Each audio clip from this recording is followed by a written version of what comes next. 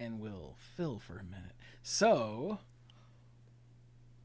for the video, the people who watch this on YouTube, I actually have a thing. So, a few days ago, I started Middle-earth Shadow of Mordor. Nice. Which I have never played, and I know all about the Nemesis system and how it's like a not Assassin's Creed and also not Arkham game, but it's a lot smaller in scale than I was expecting. But the entire game, or do what? The entire game, or just the Nemesis system was smaller? Oh no, the entire game. Like, okay. And I knew it was a big ass open world, but it's not so much big ass. It's just an open world. But yeah, you're running around. And there's Mordor. A lot of stuff that fills that. Oh yeah, that space. I can tell. I already love the Nemesis system. So, the Nemesis system is a thing where there are orcish like captains and war chiefs and whatnot who will pop up, and you have to take them down. And they, I went to go find one, which is a quest marker. So you have to go stand in the spot and push the start quest button. And this orc will walk up with his homies, you know. And it was, there was a bonus objective of kill all 5 of his gang members before you kill him. And I was like, well, that's easy. So I took them all out with one slow down time, shoot him in the head with arrows thing. And then I jumped down to kick his ass, and it popped up, hey, someone over there is running for the alarm. You better stop him. And I went, oh no. And instead of just killing the orc I was there to kill and leave, my dumbass ran away and went to chase the one that was running further into the stronghold to stop him from sounding the alarm. And I don't remember if I successfully stopped him or not, because that happened several times. I've only played once, but I played for like 4 hours. But in the ensuing giant, I can't say that on this, cluster mess that followed, another war chief that I, or captain or whatever, that I literally just took down like 10 minutes ago showed up and was like, I survived. And I was like, oh my God. And then another one showed up, and they each announced themselves with a little like camera swoop and pose. And then another one showed up. And I was like, what? No, and I realized there were like just, I don't know, 24 orcs just also hanging around trying to kill me. Did that happen because someone did sound the alarm, or was it just bad luck? Well, it was in the middle of a stronghold, for one, is where the alarm was. Like I said, what I should have done is just ignored him, killed this one, and then run off in the other direction. But I was still new at the game. But because I had run into a stronghold, I think these other captains were just there. And I think the one that I had just killed a few minutes ago was going to show up, at an opportune time. Because sometimes, you can kill them, but it doesn't take. They show up and they're like, I survived! And so that's just part of the system. Yeah. I've got either 4 or 5. I can't remember the full count now, but I've got either 4 or 5 full captains running around and like a stronghold's worth of orcs all coming at me. And yeah, I died. And when you die, the orc that kills you gets promoted to captain if it's just a random orc, and if it's one of the captains, then they get promoted up a rank. And that's cool. They also get little buffs. Again, like if they killed you with like arrow or something, like shooting you, then they get a buff to that, and so it makes it like you have to figure out how to get around it in order to take them out. Like exactly. They become more difficult, and so you have to either like take them out before they get really powerful, or that kind of thing. Yeah, when like the Nemesis system is a lot of fun, and it does add a level of challenge to the game. And also like a level of what's the word I'm looking for? Like personalization.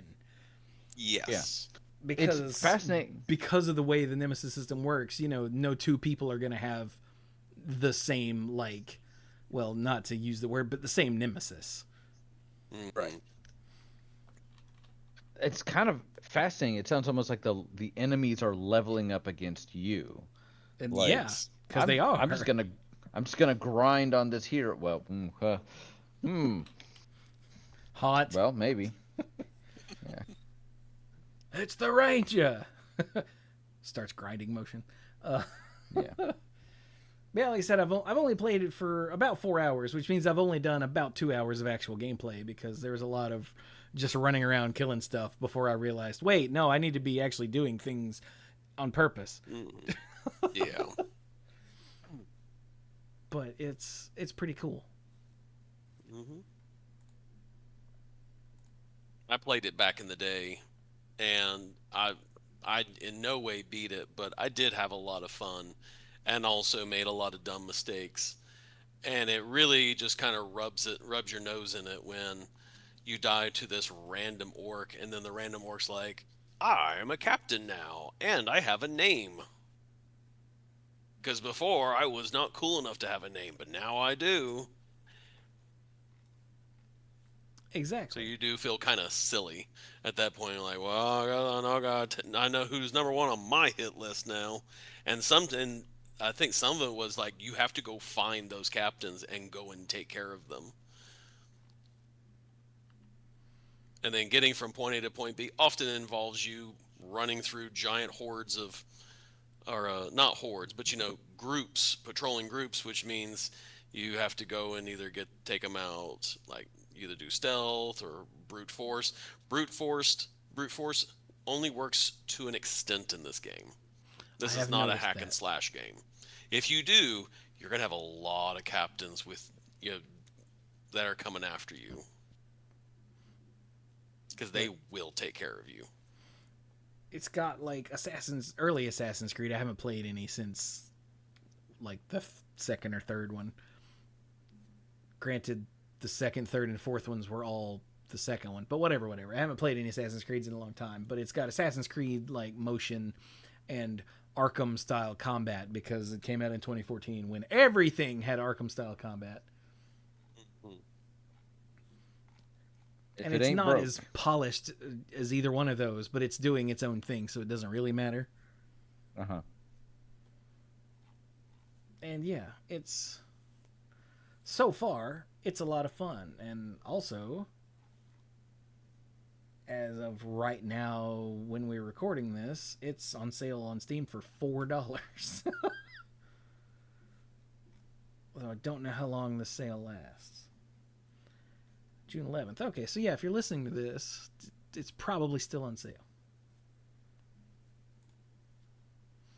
Yay. If you're not hardcore about, this isn't canon, then you'll be fine. Yeah, then don't worry about it. But if you want to play a fun game, yeah, that's not what Sauron looks like. If you find out who the wraith that is bound to your character is, and you're like, what? Maybe don't play it. But Gollum showed up. I was like, oh, hey, buddy. It was the wraith of Bilbo Baggins, wasn't it? Yep. Yes. Nice. Anyway, so that's my thing for the people who watch the video and not the audio version. Yay.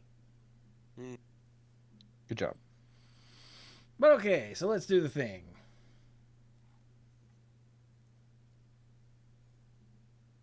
Ow, jam. Hello, everyone, and welcome to the Mana Pool. This is, as far as I know, episode 753 of the Mana Pool. And I am adorable, but not dangerous. Oh.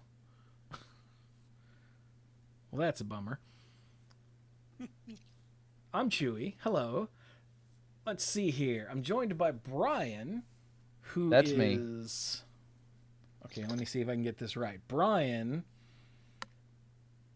is a lawyer. So Brian looks scary and is scary. I'll take it. I will take it. Then there's Mike, who looks scary and is not scary. He just really looks scary. Yeah. He has an aura about him. He has a presence. And then there's Dirk. So wait, which one's left? Looks adorable, but is scary because he's a teacher. Yeah. So yeah. Yes. You're all like, oh, I got it. He's Mr. Trimble. We're all good here. And then next thing you know, you're in detention. That's right.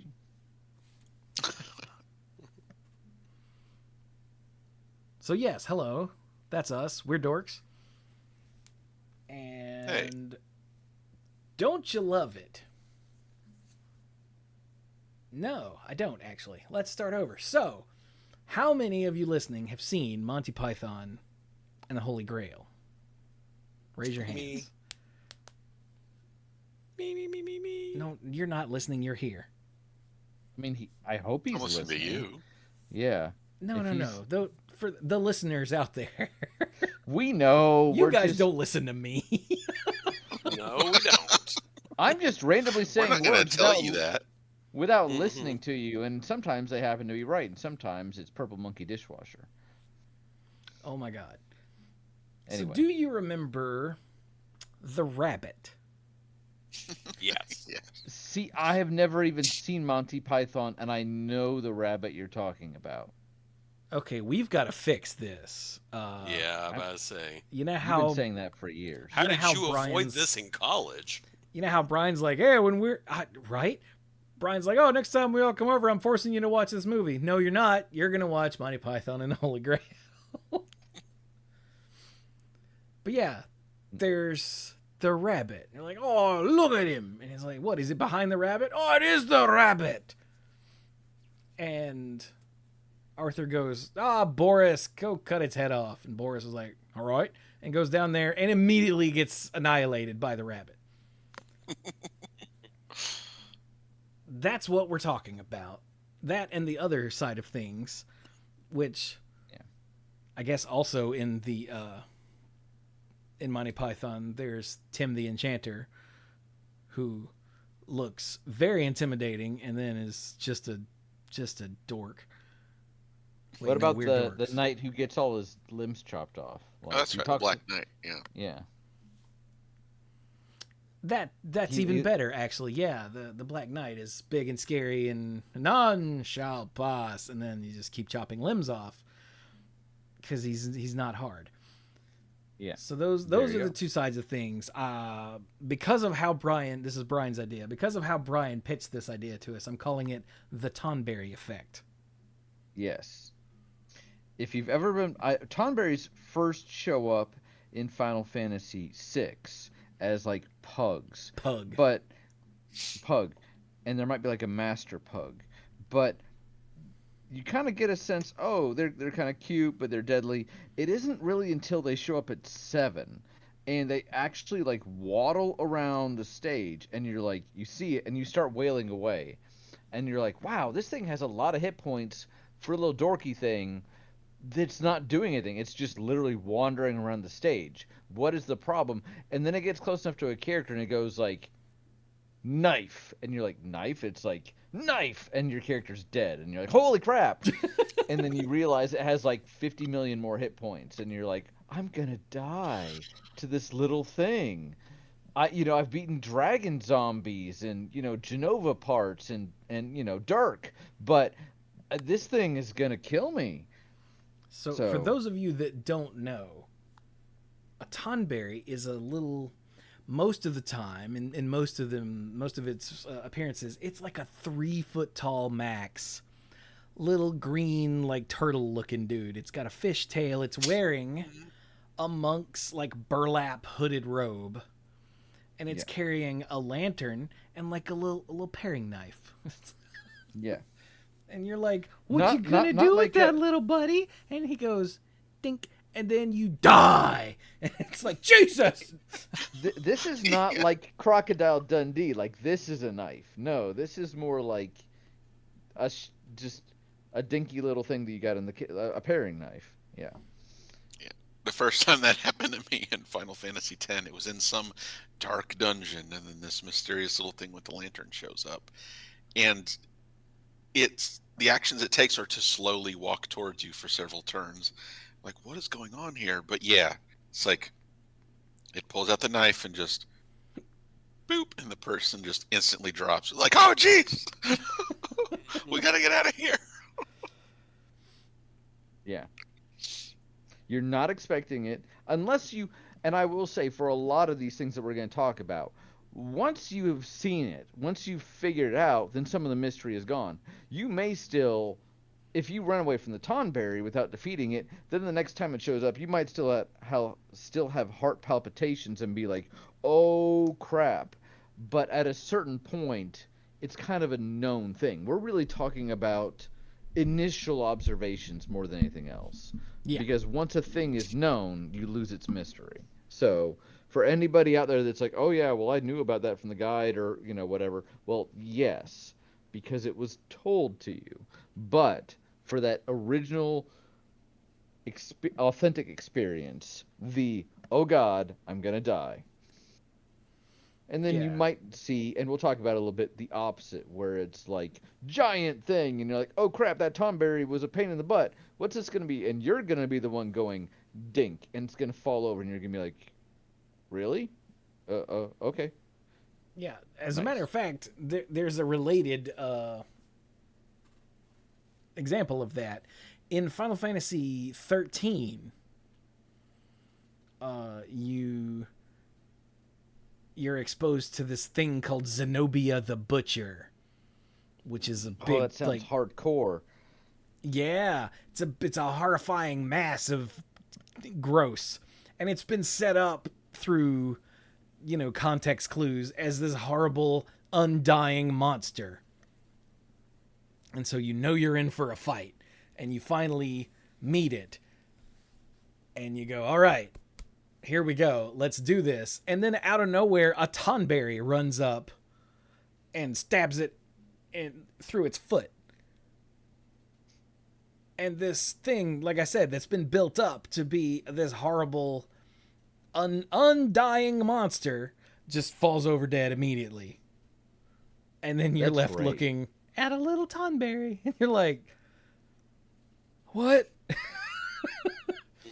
And see, that's great, and hopefully we're going to have more examples of this, where it's not just built up, a creature isn't just built up through its appearance, but through the lore of like, oh, you better watch out for that thing, oh, it's crazy, and then, it spends the game getting you ready for it, and then you're like, oh, that was it? Okay. So I hope we touch on more of that. Oh, yeah, We've all got several examples. So, yeah. But yeah, Tonberries have just a load of HP, and depending on where, which game, which appearance it is, they've got abilities that, like Grudge or Karma or Lore Traveler or Doom and Gloom or Bone Deep Grudge or Tantrum. They've got a move of some sort that does a whole lot of damage, usually to the entire party, based on something. Like some of them Grudge. Do damage based on the number of enemies that you've killed so far in the game. Yeah, which by the time you encounter them is ridiculous. Yeah, or the number of steps you've taken in the case of Lore Traveler. Yeah. Or Bone Deep Grudge is from Final Fantasy VII Remake, and it stops one of your characters so that it can slowly walk up to them and go dink, so they die. Like, yeah. And that one and some of the others that he mentions are ranged attacks. And when you have played Final Fantasies and you're like, okay, I see a Tonberry, I know how this works. I have X turns until it gets to me, and then it does something like that. You're like, oh no, oh, I thought I had time. So Yeah. Yeah, and some of these are counterattacks that it will do whenever you hit it real hard, or whenever you use high level magic, it will respond with one of these. Like, it's awful. Yeah. These things are a menace. In Final Fantasy re remake, which was the first one, the one set in Midgar, you are you first encounter a Tonberry in like a junkyard when some mobsters try to beat you up and they're like, "Hey, say hello to our little friend." And a Tonberry waddles out and Cloud's like, "Okay," but the player's like, "Oh my god, oh my god, oh my god," if you've seen one before. But then Chewie, the Hell House. The Hell House fight That is also on my list. where it drops, the door just opens at a certain point in the battle and it just like regurgitates Tonberries and you're like, what? So Luckily, they're not real Tonberries. they're depowered, Yeah. but they're still Tonberries. And then in Rebirth, one of the elite marks in an area where it's a special monster where you have to meet certain conditions to fight it is the King Tonberry. And to beat it, you even have to literally steal its crown, which is adorable, but it has all of the nasty moves that Chewie mentioned. So it is really pain in the butt. Yeah. But again, if you just look at it, it's so cute. Like, Yeah. I would love a little plushy Tonberry to sit back here on my nerd wall that I could use to threaten people when they come over. And then all the people that are in on it are going to go like, ah. Exactly. I see like somebody bringing over their like 2-year-old kid to Chewie's place. Don't ask why. This is just what's in my head. And Chewie takes on the little Tonberry. He's like slowly walking it toward the kid, like he's gonna get you. And meanwhile, every parent that knows what it is like, you monster. How can you do that to a child? But the kid's just clapping their hands. So. And then in Final Fantasy 15, this comes from Bill. In Final Fantasy 15, there's a Master Tonberry. Now, Master Tonberries are a thing in some of these other games, but in Final Fantasy 15 specifically, it's down like a dark alley. How did Bill put it? I copy pasted it. He said it appears in a back alley like a Jack the Ripper character, and the chef's knife lights up like a purple lightsaber, and it starts flipping around like Yoda. So if you already know what Tonberries are, you know, they're cute and they're slow, but they will murder you. Then the Master Tonberry subverts that in a different way by bouncing around with a very long, he sent me a video, a very long, like, purple lightsaber, essentially, instead of a little chef's knife. I played through that game. I did not complete all the side stuff, but it's been a couple of years. I may have to check that out again. I love that game. You have a car. You do.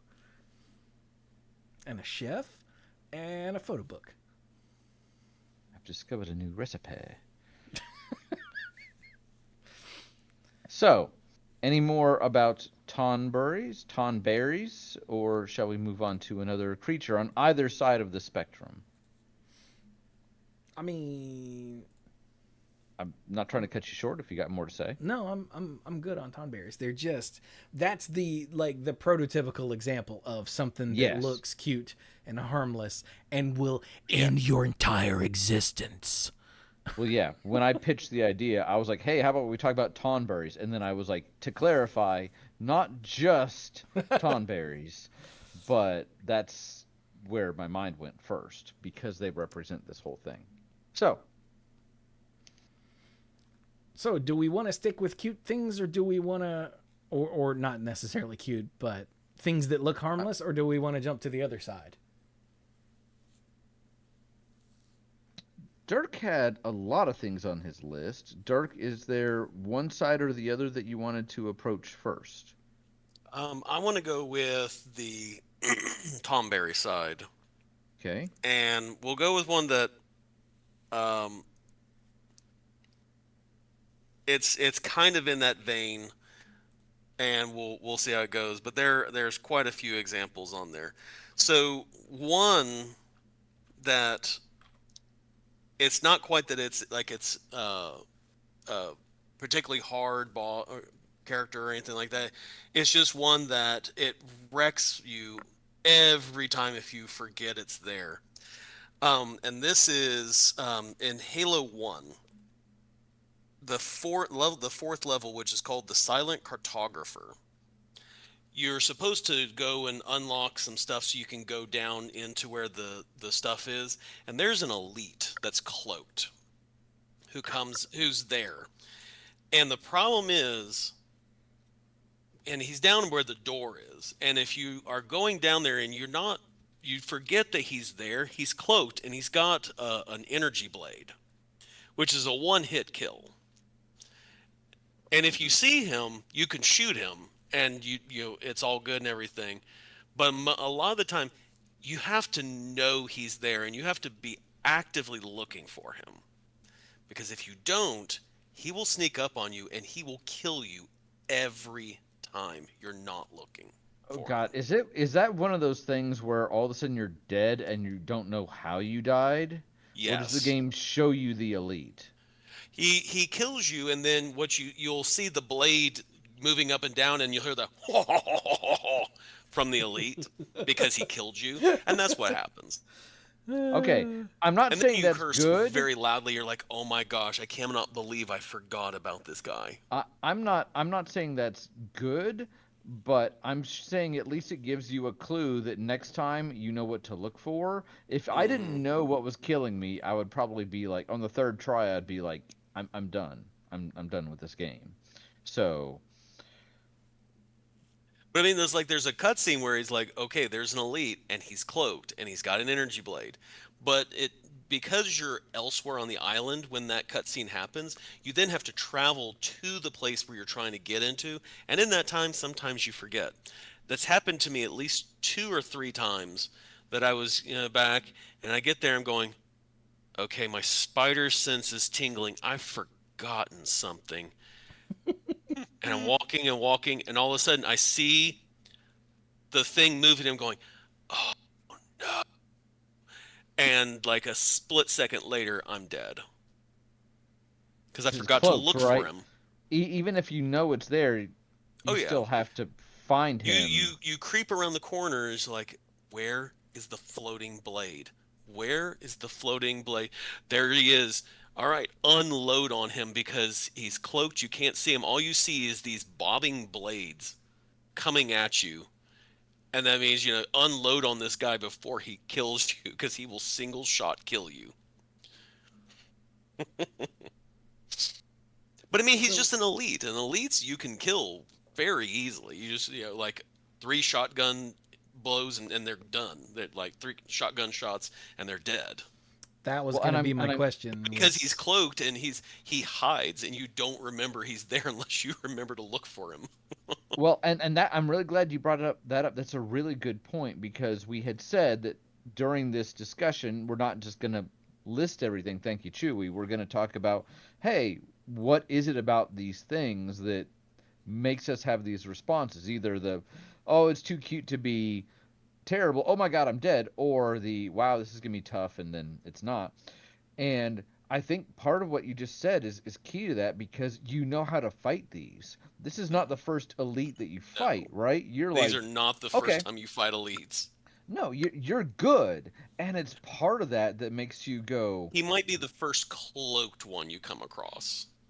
And yeah. I know. Even that, I think in the second level, I think you fight cloaked elites, but this is the first time that, like, he's running around with an energy sword or energy blade, and you unless you're looking for him, he hides.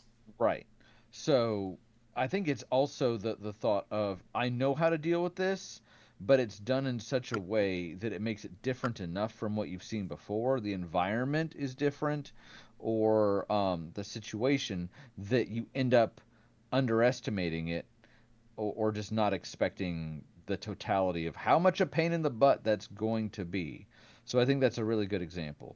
I played a decent amount of Halo 1. It was the only one of the Halo series I really got into. So, and yeah, a stealthed um, guy sounds rough.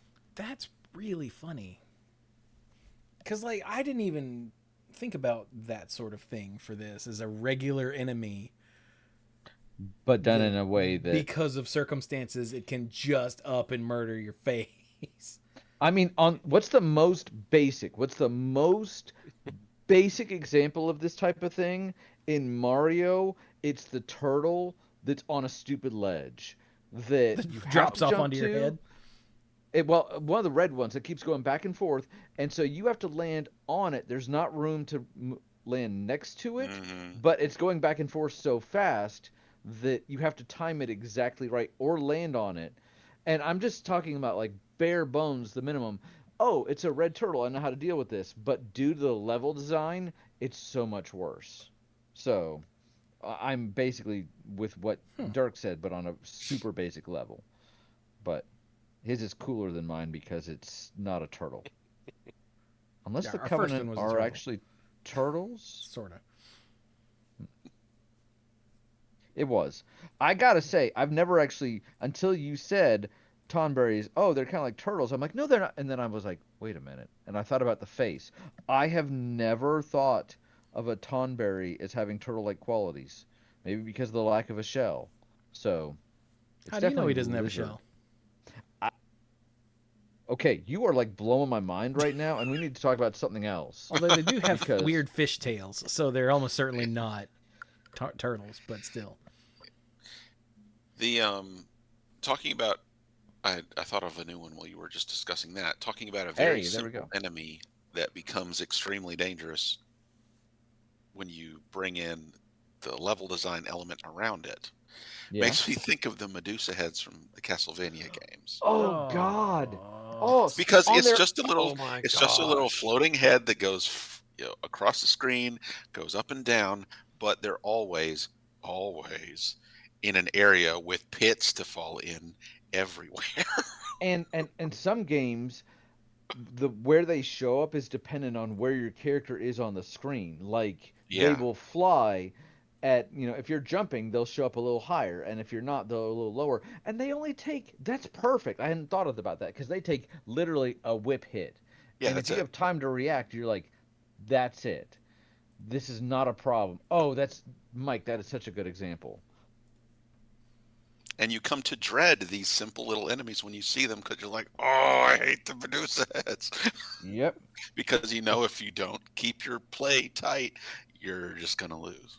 You see them in early levels and you're like, I get it. And then maybe once or twice you fall off a ledge and you're like, okay, I need to do better. But toward the end of the game, when you encounter these in like the area leading up to death or something like that, that's when it gets to be really problematic. And you're like, oh, I actually hate these now.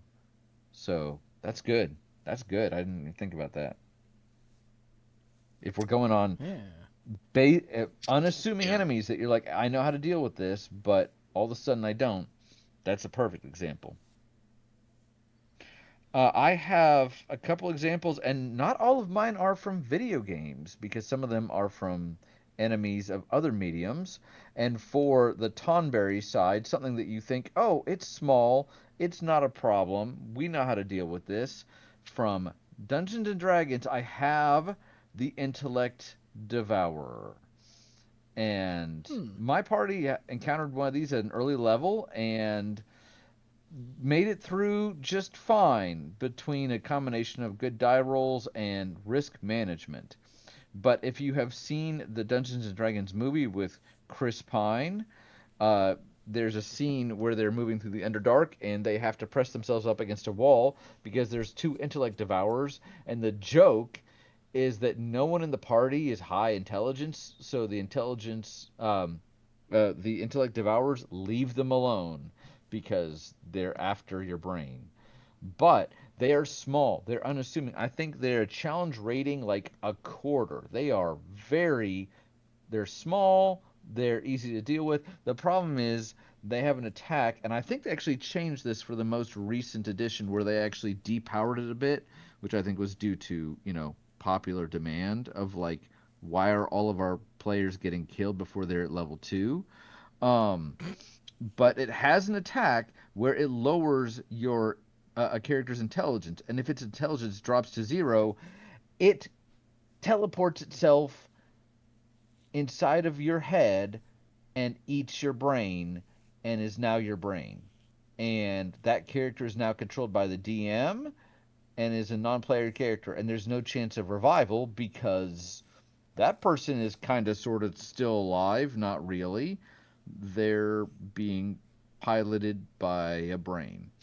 And the reason I have it on this list is because they are not only tiny, like size wise, not only have not many hit points, but again, even the game seems to say, oh, this isn't really a big deal. You don't get much experience from killing it. It shows up early. And if underestimated, it will wipe the party. Mike knows what I'm talking about. Yeah, and in previous editions of the game, intellect devourers were always wildly dangerous. And I was really unpleasantly surprised when when our campaign encountered the one so early. It was like, what is Brian doing? You actually said something. You said something to the effect of, Brian, are you aware of what that thing does? I'm like, yeah, I have the stat block right here. I had also seen videos for new DMs that are like, hey, these are monsters that might accidentally kill the party even if you don't mean them to. So I was aware of the potential pitfalls. But you guys handled it just fine. Somebody else actually died in that battle, but it wasn't due to that. So, yeah, it was due to the building being on fire. Yeah. Whoops. Well, and somebody with a great sword chopping her down. I killed my daughter's first character. Everybody else was like, whoa, but Sam was like taking it in stride. So anyway, intellect devourers from Sam is a far more mature than the rest of us. In Baldur's Gate 3, there are a few in the ship you start off in, but I don't think you have to fight any of those. You can even get one as a temporary follower if you pass a couple of checks. But when the ship crashes, which is literally the first thing that happens, like you make your way through the ship and then the ship crashes and you find yourself on a beach, the first enemies that you're gonna run into is, I think it's either 3 or 4 intellect devourers. And if you are not careful, they will wipe you right there. Yeah. Because it's possible that you just haven't bothered to save yet. Because why would you? This is the beginning of the game. You're newly level 2 and you feel very strong and, oh yeah, I got this. And then you may just get humbled by these intellect devourers. I don't think they have the ability to drop your intelligence and climb in your head, but they will mess you up because they've got ranged attacks, they've got melee attacks. They will skitter their asses up to wherever it is you're trying to get away from them. It's terrifying. And do they just look like little dog-sized brains with itty-bitty legs? Yep. I mean, they look like brains. Yeah. Brains with legs. So and everybody has seen, like, those types of enemies in video games before, and you're just like, I know this. And like you said, just newly level 2 and I'm good. It's the underestimating it. It's just a little thing. At least they're suitably gross. Like, if they were cute, I think it would be worse. Yes. That makes a difference. Like, they look creepy and wrong. Ooh, can I throw in another one? You can, although I was going to say I have a segue from the Intellect Devourer, but I can hold on to it for a second if you have something else you want to go to. Oh, you might as well segue then, because I was going to jump to something completely different. Okay, because this is now going to the other side.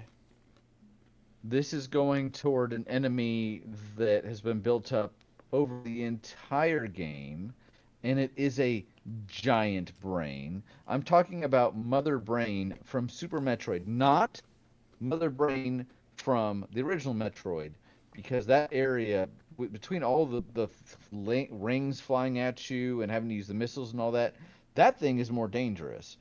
In Super Metroid, you still fight that original incarnation for a little bit, but you're kind of more super powered with some of your stuff. You can take it down very easily. And then all of a sudden, and this game is what, 30 years old, so I'm just going to go right into it. For the final battle, she has a giant dinosaur body, and it looks really cool, and she is way bigger than you. And all the times I've played this game, I have found it harder to lose, like to just be like, hey, what happens if I lose, than to win. Because it's not disappointing, but for as large as it is, it's really not hard. Missiles deal more damage, or super missiles deal more damage than normal attacks, but if you run out of missiles, as opposed to the original Mother Brain, which is immune to regular attacks, your beams can still hurt it. So you are never going to run out of ammo that can finish off the final boss. And then there's a cinematic where you get much more powered up and you get full health back. And it's at that point, it's just the game being like, you're a superhero, you can do this. But I had it on my list not because I hated it, but because of all of the buildup, uh, and for everything about this boss. And then, as imposing as it is, and as giant as it is so easy. It really is. I don't know if anybody else is like, it's really hard. I've never had any problem with it. You do lose that fight. You lose it in the cinematic. I mean, you lose it because while you're fighting it, she hits you with a big-ass hyper beam that sucks all your health out. Like, granted, you can't actually lose, but, like, she does win. She sits you there at 1 and charges up another beam to finish you off, and then a Deus Ex Machina happens. From a narrative standpoint, you lose. From a gameplay standpoint, you can't die very easily unless you go into this battle at very low health and you can't read her moveset at all. From a narrative standpoint, yes. From a narrative standpoint, it's not like the enemy you were talking about from Final Fantasy 13, where it gets beat up by a Tonberry. Mother Brain in this is a powerful figure, but from a gameplay perspective, is not difficult at all. So that's why she's on my list, and I just wanted to segue to her because I'm still talking about brains. But that's what I had. And if you guys want to talk about Mother Brain, great. Or Chewy, if you wanted to move to your next entry, we can do that. I'm gonna disagree with the Mother Brain thing. Like, okay, because I mean, she's for a final boss, she's not like terribly hard, but she's still a challenge that you have to get through. It's not like she was designed to look really hard and then you go and she falls over dead, which is more in the spirit of what we're supposed to be talking about. Okay. Brian just really wanted to brag that he thought Super Metroid was easy. No, the game is difficult, and that's part of it as well. Is the rest of the game, Ridley will mess me up. The boss in the underwater section, if you can't grab the little cheater busted thing on the side with your whip, which everybody knows what I'm talking about if you played that game, which is basically cheating. If you try to beat that boss the normal way, that will mess you up. Trying to figure out where the power-ups are, where the appropriate place is to time your jumps and freeze right and all that. It's a difficult game, and when you get to the end of it, I thought the final boss would have been more challenging. But I can see how you could make the argument that this is maybe not quite in the spirit of the topic, in that the game itself doesn't say, "Oh, she's no problem." The game still says it's Mother Brain with a giant dinosaur body. I think I was basing that off of gameplay more than anything else, but I definitely see and respect your point. Well, let's go back to things that look easy. Okay, let's go back to things that look easy. Okay. Brian brought up earlier, he mentioned the Hell House for a completely different reason. But the Hell House in Final Fantasy VII, the original, it's just a random enemy. You know, it's a random encounter, and it's goofy. Like, it became infamous because it's a house? Yeah, it's just a house. And it's called Hell House? Okay, kill it. And it's not like it's hard or anything, at least not that I don't remember anything about it other than going, is that a house? Why is that a house? I think if you deal enough damage to it, but you don't finish it off fast enough, it has a second phase, which can throw you. But and then it does like a lot of damage. It has an attack that can hit the whole party. But overall, like you said, it is a regular enemy. Yeah, it's just a random encounter. Yeah. Excuse me. The wiki does say it's a powerful enemy for its area, Sector 6, and has high HP and attack. But even so, I just don't remember it being a problem. So then... It's better... Yeah. Oh, go ahead. I was just going to say you're better at the game than Dirk and I. But then in Final Fantasy VII Remake... Remember... Hell House is essentially a meme because it's a house that's a random encounter. And like, this is stupid. I love it. But in Final Fantasy VII Remake, you're in an arena fighting for plot reasons.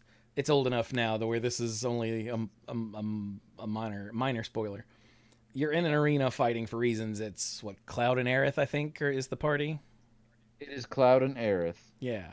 Correct. And you get through all of these rounds of the tournament, and it's like, okay, yeah, this is, you know, there are a couple that are moderately challenging, but it's not that bad.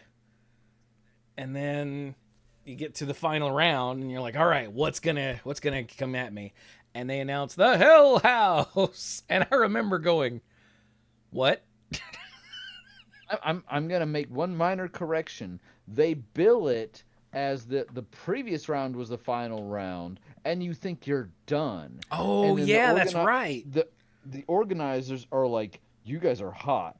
We're gonna do a bonus round, and you're like, sure. You think you're done, and you can get back to it now. I just wanted to throw that out. Yeah. You're right. So you're thinking, you know, what could this be? What kind of nonsense are they going to throw at me? And then it's like, the Hell House. And like I said, I remember going, really? Like, what? And it is by far the hardest thing you've run into in this game at this point. Oh, yeah. On like both regular and hard mode. This is the fight that stopped me on hard mode for months because I played it and died and tried again and died and tried again and died. And I'm like, man, screw this stupid game. And I didn't come back for a long time. And then when I was like, all right, I guess I'm going to slog through this Hell House fight so I can get to the rest of hard mode. And then I beat it on the first try. It was a very long and very drawn out first try. But it was my first try. And I was like, when it was over, like sitting here at my computer, just because I had been through hell. Yeah, I believe it. I don't even remember what it does. I just remember it's got a like shifting weakness, like elemental weakness thing that it doesn't really explain very well. It has a barrier change that you may not catch. You have to watch very closely the color of its attacks and then know what the corresponding one is. And yes, it drops Tonberries, and they're not full strength, but they still have instant kill. So if you just ignore them, you're gonna die. So, and you only have 2 characters for this battle as opposed to a lot of the other big fights where you have 3. So, Yeah, it but is. It's big, and it's still it's a house. It's so yeah, stupid. it is a brick house. How?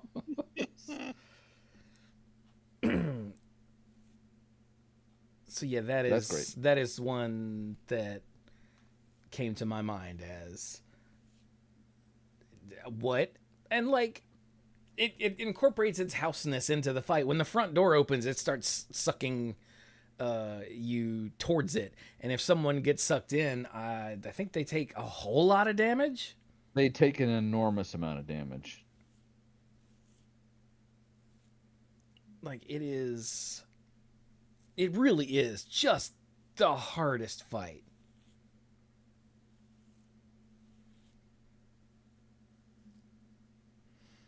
Sucks in, yeah, it's called hospitality. It sucks in a player character through the front door to bind them for 5 seconds before spitting them out. Yeah.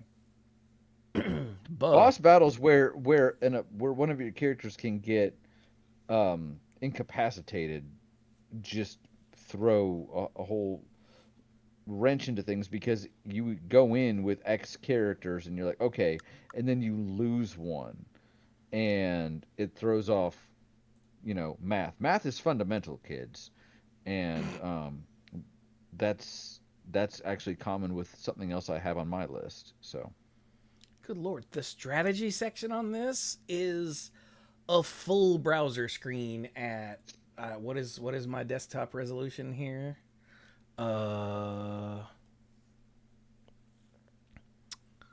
2560 by 1440, and its zoom is at 100%. So it's a full page. And then hard mode has its own section in the wiki that is another full page. Oh my god. So yeah, it's awful and terrible and hilarious and stupid. and it's a house. Nice. And it, again, going off of, well, why is this? Because both, if you'd never played the original, you're just like, this just looks ridiculous. Um, and then you start playing it and you're like, what? And I even think the first phase really isn't that bad, so it kind of sets you up. So you're like, um, Oh yeah. oh, I've got this, and then why do I keep losing, and having to keep seeing the first cinematic over and over again? Hell House. But also, if you have played the original, you're like Chewie's response, "This thing, really?" And Really? then you're like, "Oh, I seem to remember being confused and then cackling the first time it showed up, which I think is the appropriate response. Hmm. I have one small one, or the cute and adorable thing that also is capable of incapacitating a party member, if you'll allow me, or if What's we that? want to shift back to Dirk. So, who played Secret of Mana? I'm Me. actually getting away from Final Fantasy. Dirk, you did? Yep. Anybody else? Okay. So early in the game, you're going along and you fight a couple boss battles, and some are trickier than others. And there's a boss that's in the witch's castle, the spiky tiger. That Yep. one was tricky. That is not on this list because it looks impressive. It's a tiger with spikes coming out of its back. It looks imposing. It is imposing. It may take you more than one try. You beat the tiger. You get a message to go back to the water temple, and this is the last battle before you get magic. You go into a cave, and the normal music keeps playing. And in Secret of Mana, the background music, there's not battle music unless you're in a boss battle or an otherwise a cinematic battle. And the normal music is playing, and there's this little thing. It's called a tonpole, Tonpole, and it just looks like it's just a bunch of little circles, and it's supposed to be like a tadpole. And you're like, it's cute, I guess. Either does minimal damage or almost no damage. And you're like, I've got this. It's a tadpole. and then all of a sudden, when it dies, it turns into biting lizard, and biting lizard is adorable, and you're like, okay, and now it switches to the boss music. Maybe I'll have to take this a little harder, but it's an adorable little lizard. And the first thing it does is it chews up one of your party members. It sticks out its tongue, Yoshi style, grabs one of your party members from half the screen away, and starts chomping on them. Like literally, you can see it moving its mouth. And then it And it spits has it a out. full little belly. Has a full little Betty. It spits it out. You can't use that character while it's in there. And the other annoying thing that it does, it heals. You know those video game characters where, or those video games where you're just not used to the enemy being able to heal? This one does it. It casts Cure Water on itself. It doesn't seem to ever run out of magic points, and while it's casting the spell, it's got an invulnerability frame. It is not uncommon to beat up the Tonpole, start fighting the biting lizard, deal, a decent amount of damage to it, have it chew up the character you're playing. It deals decent damage to the other characters, so maybe one gets knocked out, and then all of a sudden it casts Cure Water twice in a row. You can't hurt it, and it's back to full health, and you're like, ugh. But it's so adorable, and it's small, and it's smaller than your characters, and it evolved from a Tonpole, and it's one of the, and I just beat up a spiky tiger. Come on, I should be able to do this. Ah, so unassuming evolves from a completely non-threatening thing to something that looks like it's non-threatening, but due to its mechanics, its ability to limit your party size at least for periods of time, and its ability to heal itself up and get invulnerable, Tonpole and Biting Lizard are on my list. Oh, I've Because seen these things. So for that one, now is that battle like important plot or progression wise, or is it just a yes, cool Yes, prank? you have to do it, it. you have to do it, and Okay. after you beat it up, you release Undyne and you get your first spells, one of which is Cure Water. Until then, Hey. you're using They're like like the items. the consumables to heal. So from everybody knows that last battle before you get Cure. In Kingdom Hearts 1, it was the Clayton battle. And on critical mode, I did that battle so many times. So you know that last battle before you can actually start healing. And in most games, you're going to stop using consumables, or at least heavily back down on them once you get the cure. So, Mhm. but yes, this is a mandatory enemy much later in the game. In fact, in one of the final dungeons, you will fight a color swapped uh, version of these, but there's three of them in the same room. Oh wow.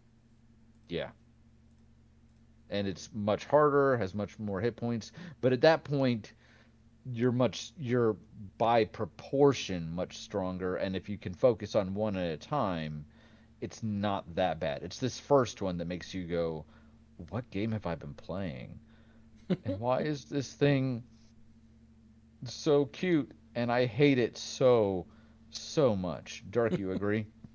I agree. And as an aside to what Brian was talking about, um, all of the enemies and bosses in Secret of Mana could easily be plushies Oh yeah. because they are all so darn cute. Like the ribbits are so cute.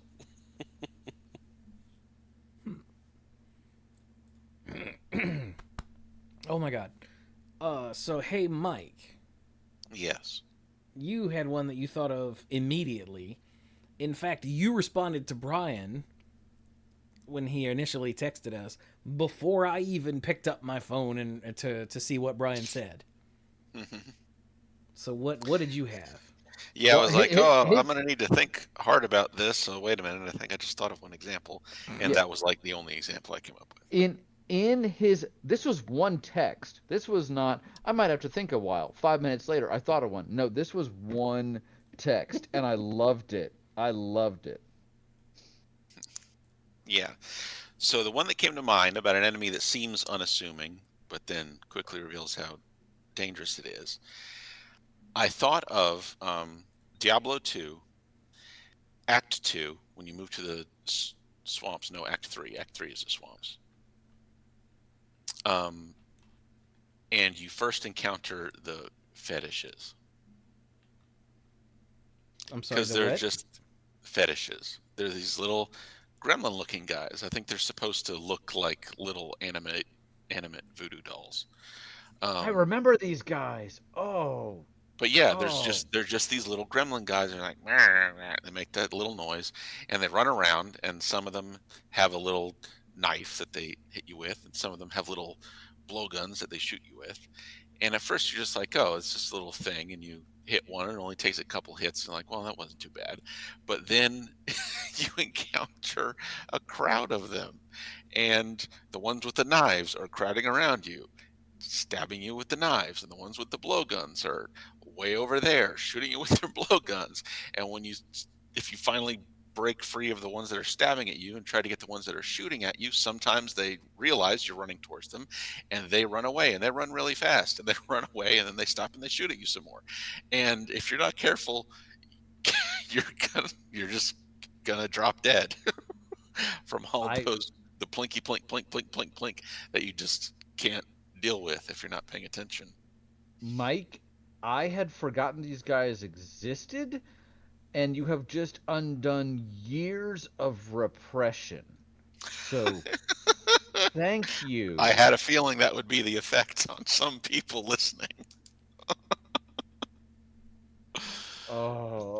They're so Oh, obnoxious, but at first it's like, oh, they're just little whatever guys, and they are just little whatever guys, and you just hit them and they're dead. But no, it's not that simple. It's the tactics there yeah, that get you, and the swarms of them that can show up sometimes. yeah. Pack tactics is a real thing. Hmm. They are weird looking little things. Yeah. Huh. In Diablo 3, one of the witch doctor's skills, I think it's tied to a legendary piece of equipment that he can get, can summon little spectral fetishes to follow you around, and they are awesome.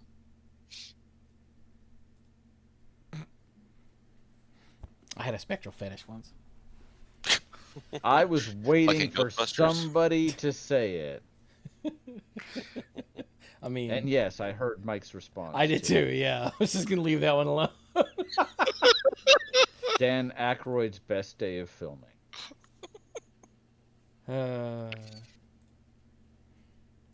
All right, I've got one. I'm surprised no one. Wait, Dirk, what have you got?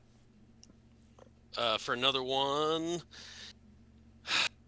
I'm gonna go with Hogger from World of Warcraft.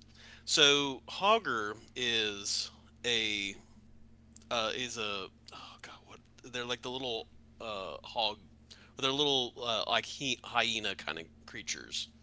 I can't think of what their Noel. specific gnolls. Thank you. Yeah. So Hogger so to kind of give you a backstory, he's in the starting area of the human zone, and you do all this questing, blah blah blah blah, and then right before you move to the next area, he's the first elite that you battle. Now, prior to this, back in vanilla days, you could do a lot of the content by yourself. You had to be careful, but you could do it solo. So when you get the quest for him, you have not really had to do partner up with anybody, anything of the sort.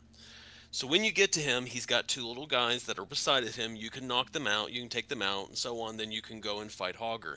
The problem is he's the first elite you run into, and the problem with elites and on the starting area and everything is they are well above soloing. It is near impossible to take Hogger out solo.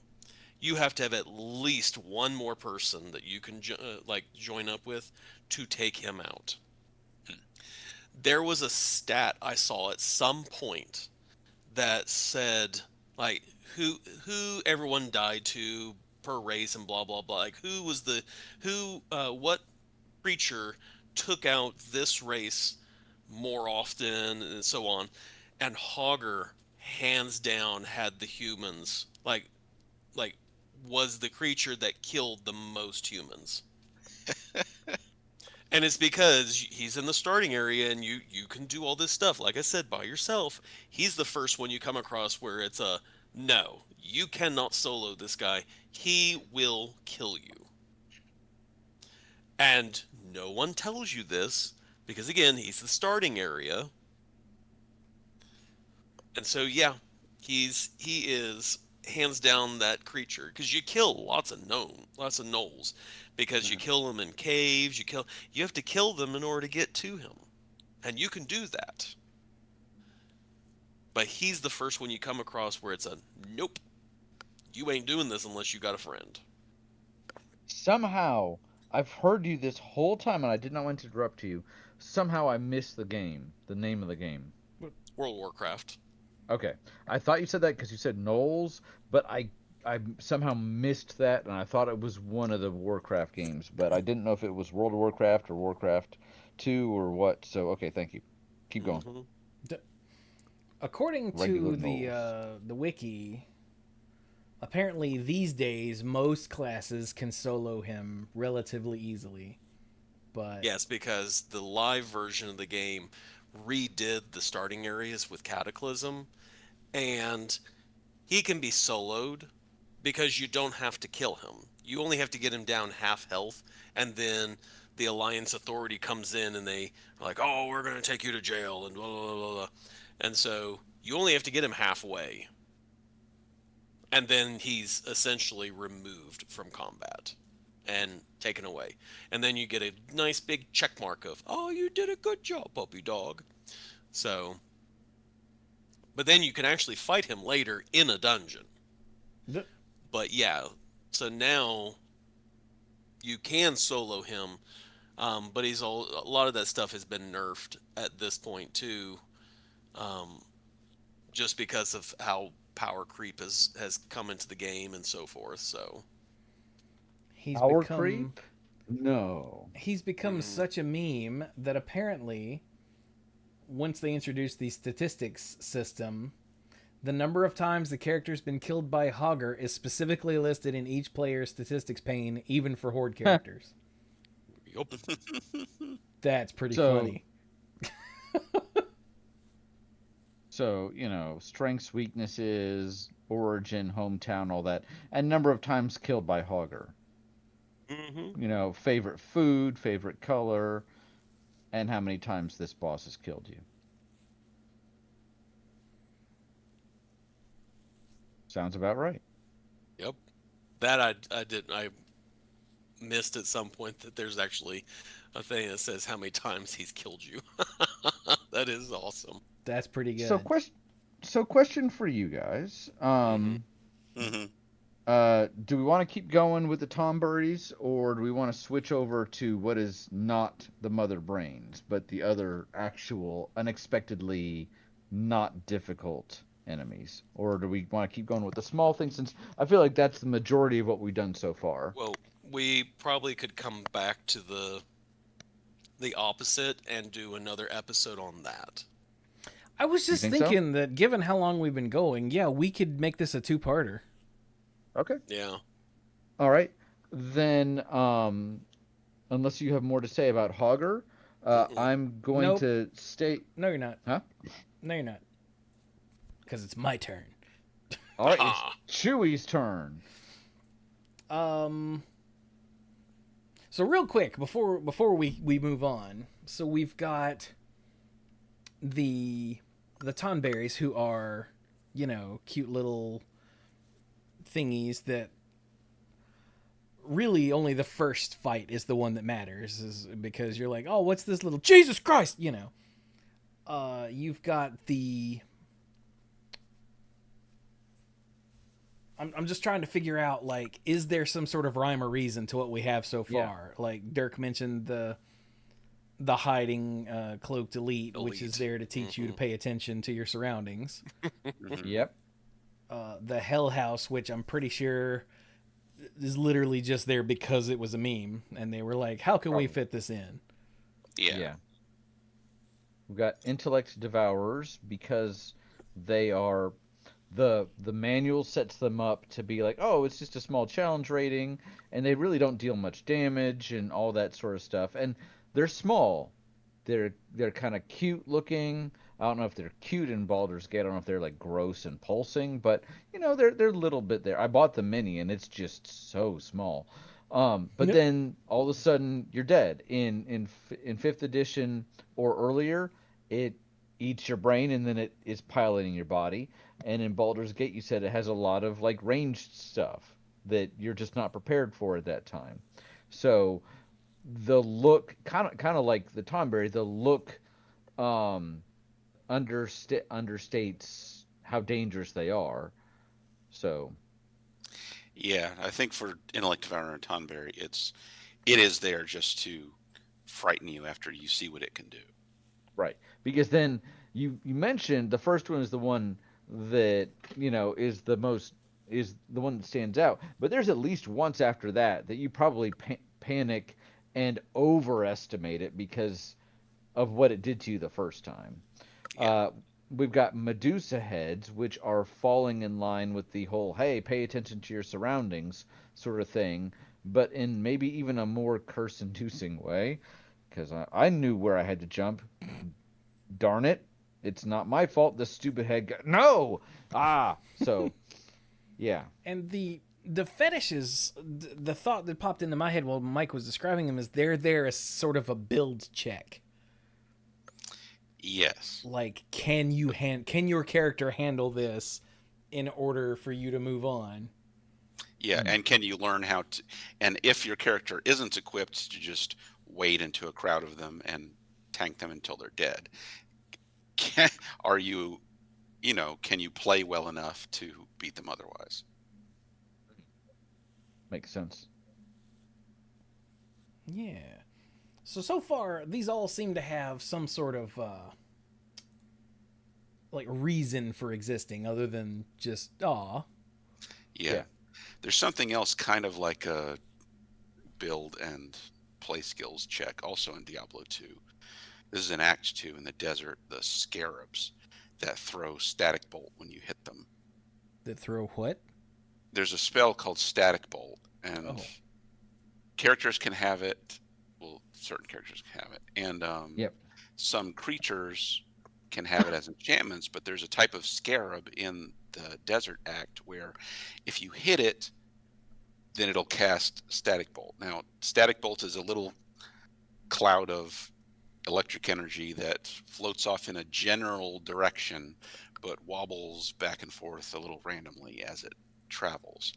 And if you're not paying attention, and you're not paying attention to how many are around you and how you're hitting them and how many times you're hitting them, like I was, when I first encountered them, I was playing a paladin who has an ability that smacks an enemy, like 4 or 5 times in really quick succession. Yep. So the first time I walked up to a little group of, 3 or 4 of those scarabs and went whap, whap, whap, whap, whap. Suddenly, my little area of the screen filled with these little static bolts, and I took a ton of damage. I'm like, oh no! And I died because it was too late. Yeah. So I had to reload and go back and learn how to approach them properly. Mm-hmm. Oopsie. Yep. And I cannot stress this enough. Poopsie. Yes. Yep.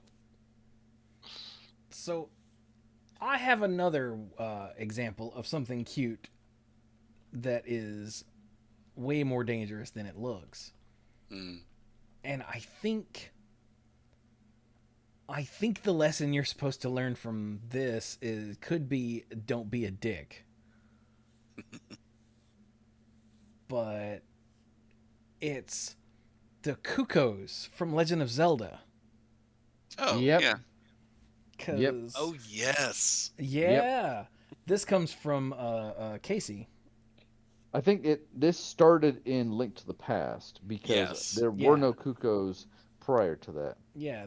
So cuckoos are essentially the chickens of Hyrule, and when you first come across them in Link to the Past, you can, oh look, a chicken, and you can pick it up and it'll bark, bark, bark, bark, bark, bark, and you can throw it down and it'll whatever, and you go, and you swipe it with your sword and it just goes bark and just runs away, and you're like, oh, I wonder if I kill it if it'll give me meat or something. So you just, at least this is, I'm making up a straw man here to come up with this, but I don't think this person is necessarily trying to be a dick. But I wonder what happened, what it gives me when I kill it. And so you swipe it with your sword several times, and then all of a sudden, now if you've played a Zelda game, you're going, and if you haven't, you don't know what's coming.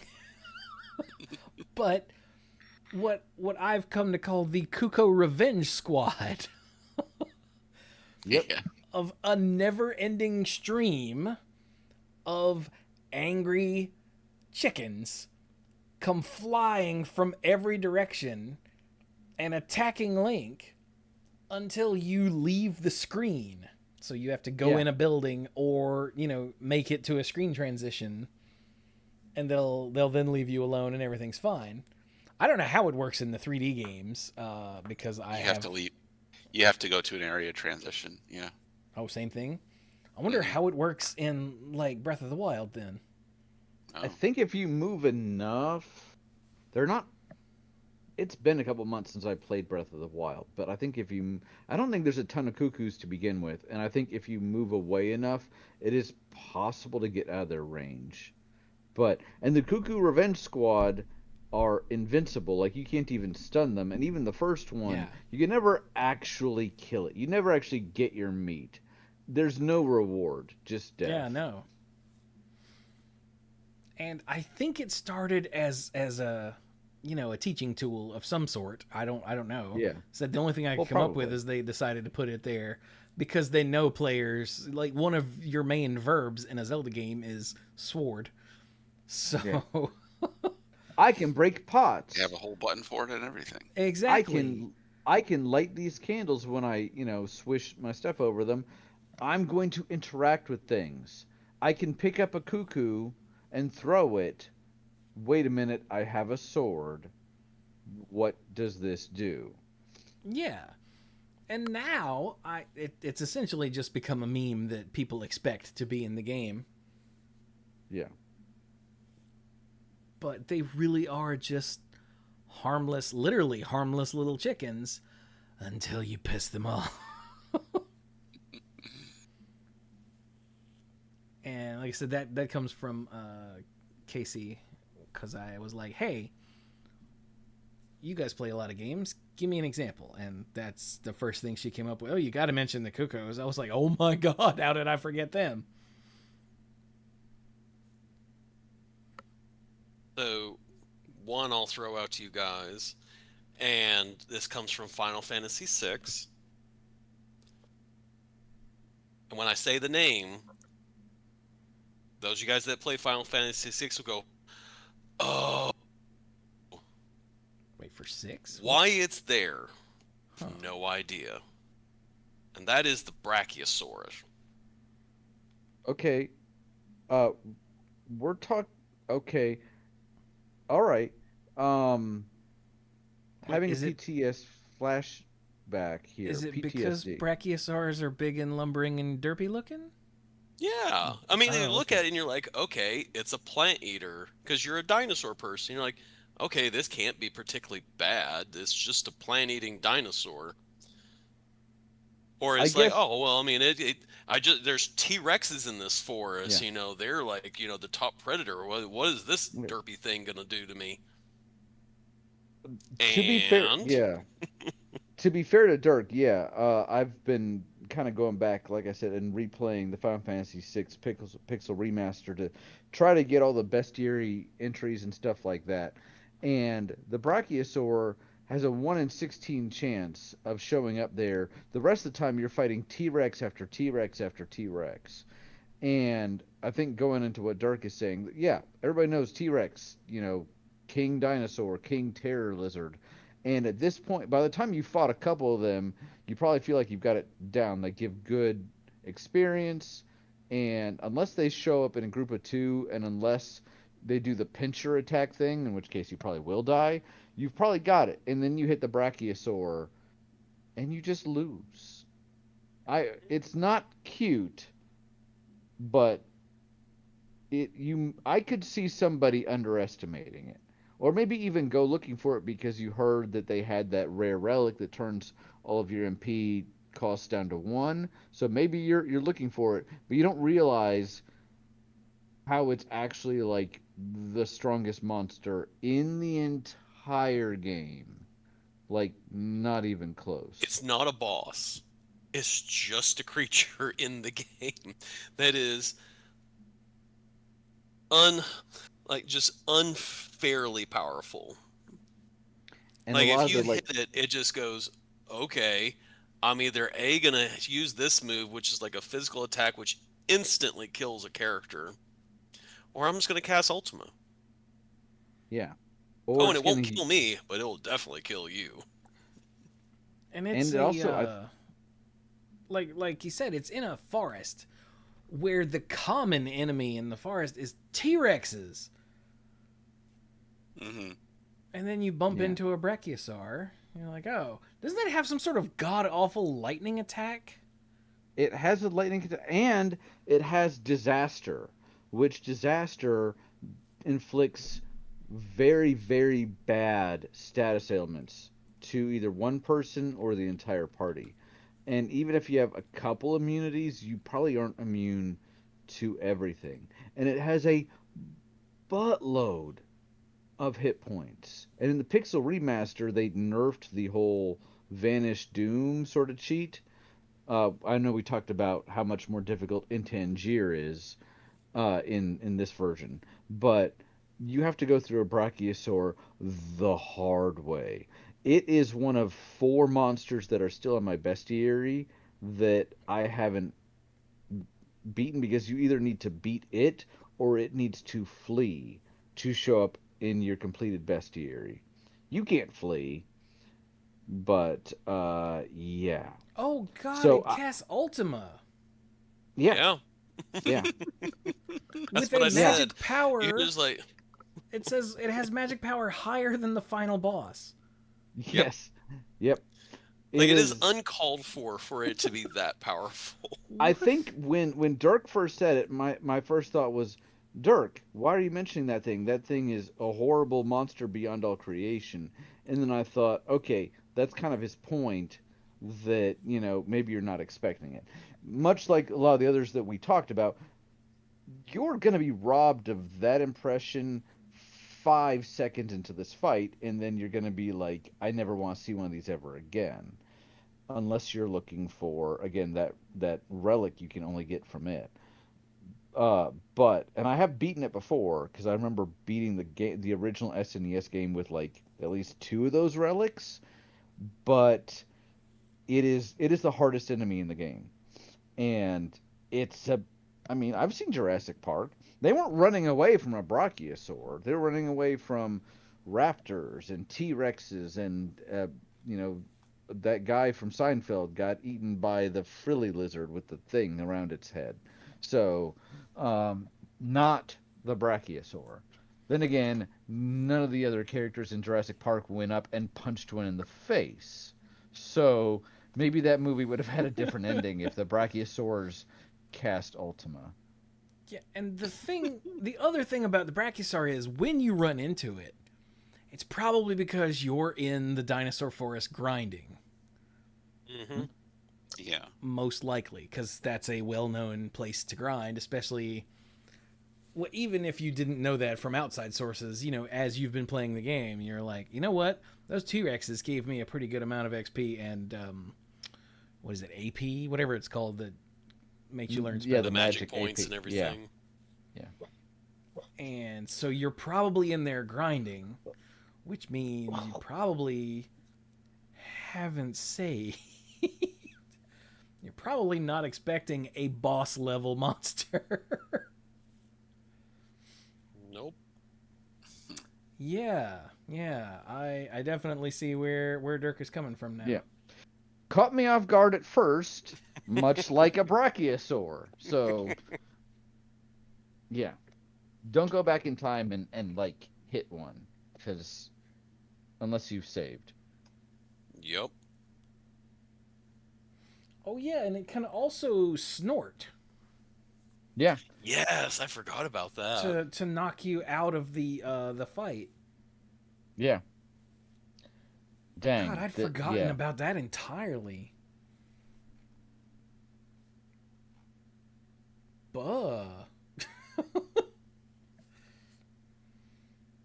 But yeah, you can they can drop the, well, it's called the Celeste Triad, or the Economizer in the Super Nintendo version. There we go. And you can steal ribbons from them. Holy crap, these things are awesome. They're awesome. And they will awesome. mess you up. And you will die.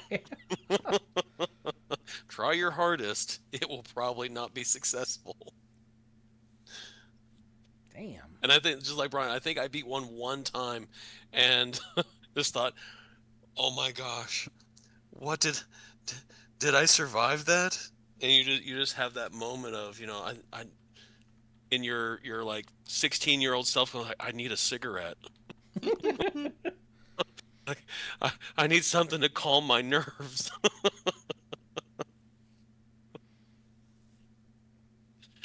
Yeah, when I said that, I'm like, oh, that's a good one. It's like, this shouldn't be that bad. Oh yeah, it was. So another one that came from Bill is from Final Fantasy V. Anyone remember the Gill Turtle? Yes, stupid Gill Turtle. Definitely falls under category of non-boss monster. Can be encountered very early in the game just by wandering into the wrong cave. Yeah. It's in I think it's in the Turtle Cave, right? It's in Galoof's world. It's in what's it called? Where is it? It's not the Gill Cave.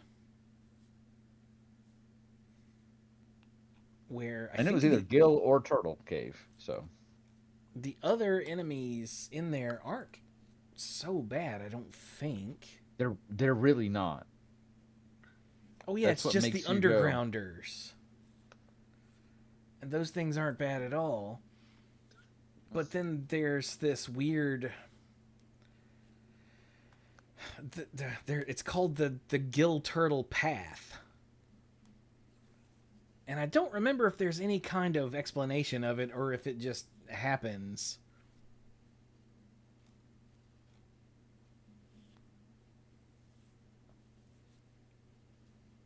I don't remember specifically if you're told about this. I don't think so. I think I had to go look up what the hell just happened. But it's possible to go in there very soon after getting into Galoof's world, and then you're like, oh yeah, these enemies aren't so bad. And then you just die. Because the Gill Turtle has like a ridiculous defense. And I think it can use like an earthquake type attack as well. So yeah.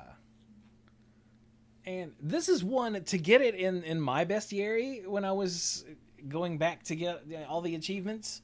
I had to go back like way later in the game, and even then I had to like equip my characters in a very specific way. Like I had to have a strategy to beat it because it is brutal.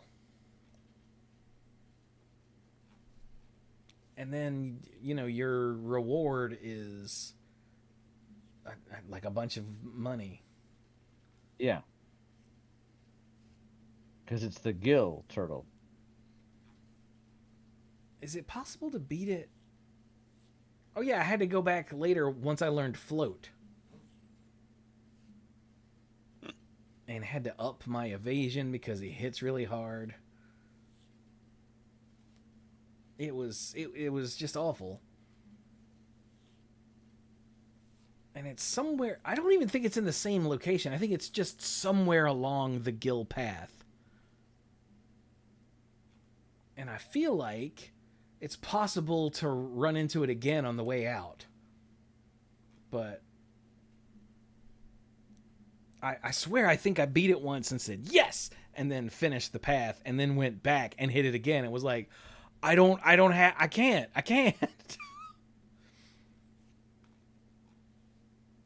Because it's not like a super boss, but when you hit it the first time, it absolutely is a super boss.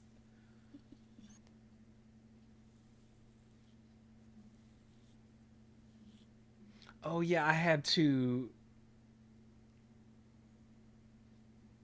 Yeah, I couldn't go back. That's what it is. That's why it sticks out of my head so far.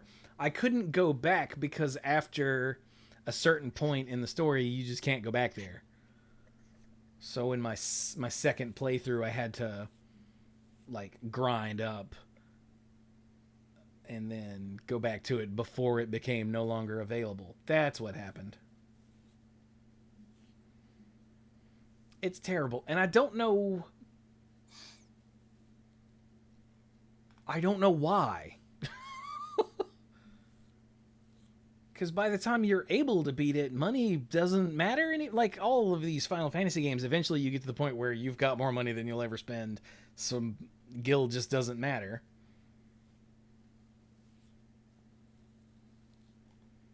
So I don't actually know why they made the guild turtles so ridiculously hard. I don't know if it's more of just a lesson about like save and hey, maybe you're gonna run into the wrong thing at the wrong area. Just in terms of like be careful where you explore, Here we go. It's got stupid high defense, a 40% evasion to physical attacks, and very high HP. It says it will be time consuming to kill even for a high level party. Yep. Oh yeah, and then when you kill it, it earthquakes, which can just kill everyone. As a screw you. Unless they're floating. And then you're fine.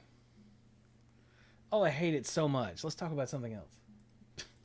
Thanks, Bill, for bringing that up. Well, if we want to talk about enemies that are more difficult, and this is kind of getting away a little bit. You can tell me if it's going too far. But this is an enemy that I seriously underestimated. And then I had to keep retrying it, and I'm like, I don't know what I'm doing wrong. And I've spoken to other people, and they've all had this similar experience. In Kingdom Hearts 2, there are the group of enemies, the bosses from Organization 13. And they're all humanoid, they all wear these black cloaks, and they all have different powers. And the first one you encounter on his own is Dimix. And Dimix is a moron, and Dimix is a coward. And the first time you fight him, quote unquote, he makes some water instruments, and you beat them up, and then he runs away. And in fact, I think there's even a cinematic where you see him, and everybody gets their weapons ready, and he's like running away from Cerberus or something else in the underworld. He's like, this place is crazy. He is a pushover. And then you encounter him in Hollow Bastion during the big thing halfway through the game before you fight the 100 Heartless. And it's the actual boss fight. Okay, so this is in the original version of Kingdom Hearts 2, not the fancy remakes. He is in both, and if anything, in the remake, he is the first Organization 13 member you actually fight. In Kingdom Hearts 2 Remix, you can actually fight other previous members of Organization 13 earlier than that through the absent silhouettes. You can fight Organization 13 members, Larxene, and there's a couple others that were only originally able to fight in the what was the card game, the Chain of Memories. uh, their characters don't survive to Kingdom Hearts 2, but in the remix, you can actually fight them through little side quests. So he may not even be the first one that you fight, and you're like, I've got this. And it's a point where, all this crazy stuff is going on. You're seeing Mickey again. You're like, Ansem isn't Ansem. And you fought this guy's water clones before, and you go into this and there's two mechanics that make this battle way harder than most of the other battles before it or after it. One is his element of water. He keeps creating these barriers that you can't just kind of power through. It is very difficult to land combos against him because he has a lot of moves that will interrupt your combos. The other, far more egregious mechanic that he has is, for a couple seconds, he will create more water clones, and he may create up to, I think it may be up to 100 water clones or 50 or something like that. And the more water clones he makes, the longer you have to make them. The longer you have to defeat them. And when you defeat them, you go back to fighting him. If you don't beat all of them in the time limit, you lose the entire battle and you have to start over. With the entire battle. He could be down, you could have him on his last hit point, and he's like, water, and he says, dance, water, dance. And I get so sick of hearing that phrase, trust me. But the ones where he summons a boatload of them are not a problem. The times where he summons like 10 and you have 5 seconds to defeat them, when they're placed around the map and you're like, oh crap. And the most effective way to do it is through a reaction command, the triangle commands that they introduced with this game, but you can't always count on those being available. So you might be doing fine with the boss fight, which again is still difficult in his base form because it's hard to hit him through all of his attacks. Some of which on his part are very hard for you to dodge. But then he creates the water clones and you don't complete the freaking mini game in the middle of a boss fight. Who doesn't love that? Losing the mini game in a boss fight and having to start the entire battle over. And he's only on this list because until that point, everything about him has said he's not going to be a problem. You have other fish to fry. He doesn't command lightning. He doesn't throw shurikens. He's not like Axel or any of the really intimidating ones. He's the one that's like, I don't want to fight you because I know I'm going to lose. And at this point, he draws himself up, and holy crap, it is so annoying. It is like, I'm glad that Chewie just went with the gill turtle, because this is an equivalent or at least a comparable amount of frustration. And unlike the gill turtle or some of the non-required battles, like the Tonpole, this is required. You must get through this. And then you beat this boss, and everything else in this level, even fighting 100 Heartless at once with just Sora, feels like nothing. So, Demyx, Demyx, from Kingdom Hearts 2 and Kingdom Hearts 2 Final Mix, Remix, Mix On, Mix Off sort of games. Yeah. Oh, man. Demyx was not in Kingdom Hearts 3. Thank goodness. Dance, water, dance. Somebody else go, because I'm pissed off just thinking about it. So, he also has a mullet. I'm sorry. Okay, now I'm done. So, I don't know if any of you guys have played it, but if you have ever played the OG Mega Man. Yes. Although I played a lot more Mega Man 2, but yeah. Like the old OG Mega Man, not Yeah. any of the numbered, the original. Let me tell you, number one, that game is way harder than it needs to be. Yep. Oh, Like it's a that. broken game. Oh, It's just dumb. it is unapologetically hard. It is a Um, miracle that it was popular enough to get to Mega Man 2, which is I think actually a so. really good game. There's a So, lot of yeah. things in that game that later on they're like, yeah, we really don't need it. Like, there's a point system. Why? The whole point of the game is to finish it. You don't need a point system and be like, yay, I got more points than you. But that's beside the point. The um, creature that falls into our category today is the yellow devil. Ha ha ha ha. Oh, but Now, he's so do you cute. really? He is cute, and he's just blobby. He is. So I beat all the bad guys through a lot of trial and error. Finally got to Dr. Wily's tower. I'm like, oh my gosh, this was a slog. And I got to the first level and got to the boss, and it's the Yellow Devil. I never beat it. Yep. I did beat Mega Man, the original, only with the aid of the Game Genie. And I only used it for the Yellow Devil level. That makes sense. Not the final boss or anything like that. Not the final boss. Not any of this. It was so I could beat the Yellow Devil. I take it you didn't know the pause trick.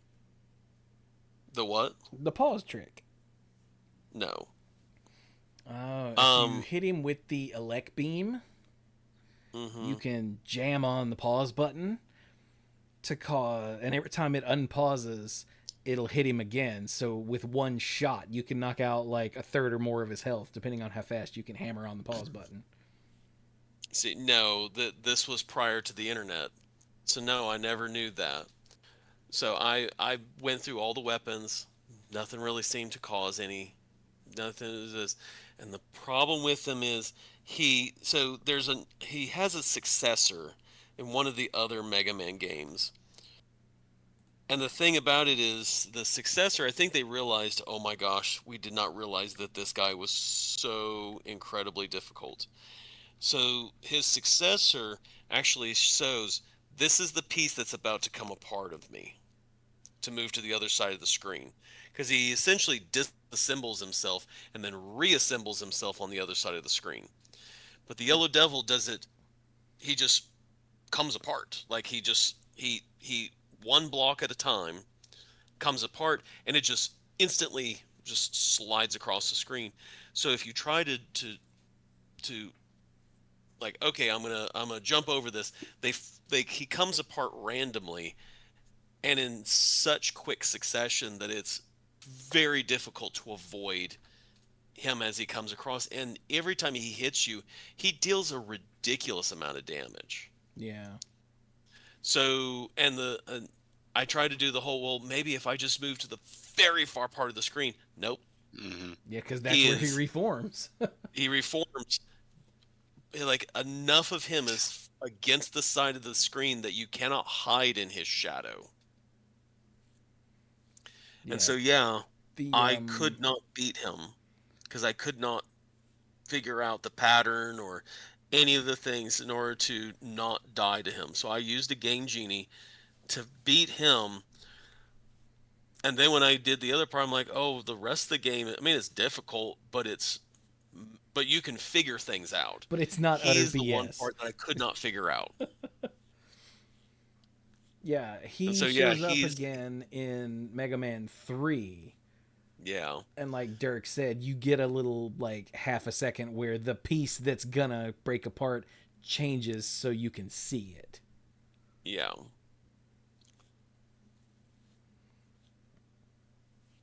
No, I did not know that trick. He's shown up in all kinds of Mega Man stuff over the years because, you know, everyone recognizes him because he's such a horrible bastard. He's so horrible, he's iconic. So yeah, he definitely makes my list of those that, like, there was no reason for him to be this difficult. Because the thing is, if there was a pattern to it, it'd be like, okay, this part's going to come, jump. This part is a jump. But no, he comes apart randomly. And I'm sure there is a pattern in there. I just never figured it out. And the problem is there's no save. Like, he's in a very difficult level. It takes a lot of work to get to him. And then to be like, oh yeah, and he comes apart super fast. And you got however many lives you got to figure it out before you die. Mm-hmm. So it's like I said, he is, for a game that is unapologetically difficult, he's the cherry on top that just makes you go, oh my gosh, why did I ever play this game? How did this game get a sequel? More or less an entire franchise built around him. But he's so cute. I'm sure he has a plushie. I don't know. I couldn't find one with a Google search. But like he's just a big yellow ball with an eye in the middle and arms and legs. Like, he doesn't look like he's gonna be all that. And then he starts throwing bits of himself at you, essentially. Mm-hmm. He is what a Cyclops truly should have looked like. He's what is he made of? He's like evil Play-Doh. Yeah. Evil Play-Doh. I like that. I always like Clayface as a villain, so yeah. Renee and I are still working our way through Batman the Animated Series. We started the last season today. Where they had the big character redesigns. And it's bugging both of us because everybody looks wrong. But Clayface showed up in the first, episode. And he's still voiced by Ron Perlman, so that makes it okay. Because Ron Perlman's awesome. So he is. So I want to talk briefly about Dark Souls. Okay. I've heard of it. I've never played it. Okay.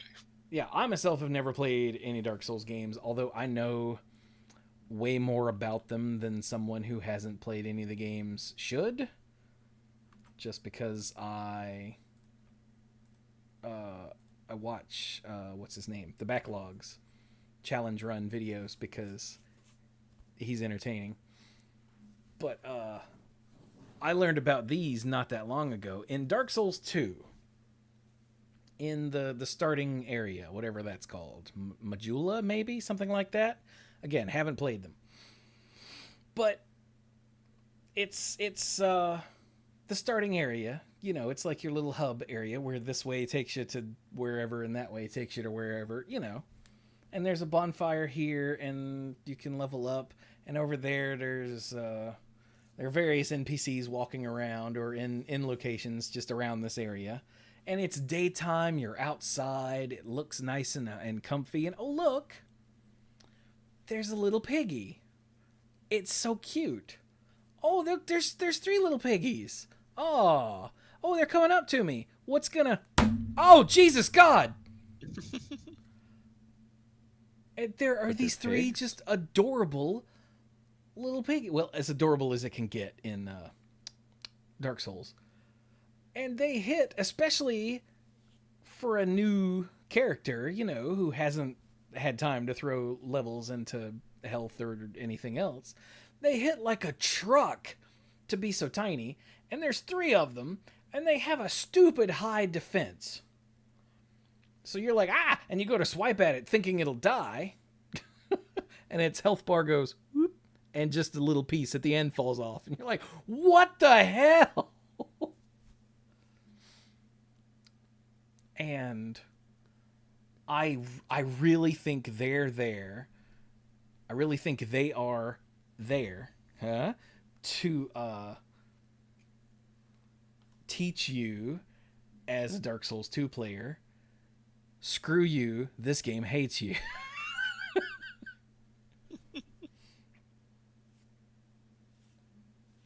And like I said, I just found out about these recently, and I was like, what is happening? Because they're really tiny. Like, proportions of humanoids in Dark Souls are very realistic. Your character is shaped like a person. Mm-hmm. And they're, these little, I don't know, ankle high little things. Like, they're just little piggies. And there's 3 of them. And apparently they're going to huff and puff and rip you to shreds.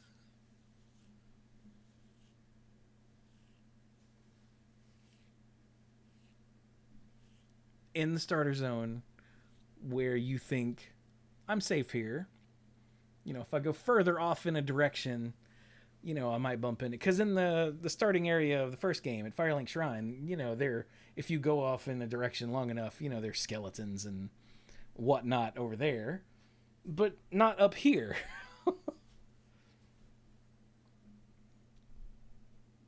And yeah, I think they're there to remind you that you're not safe in this game at all.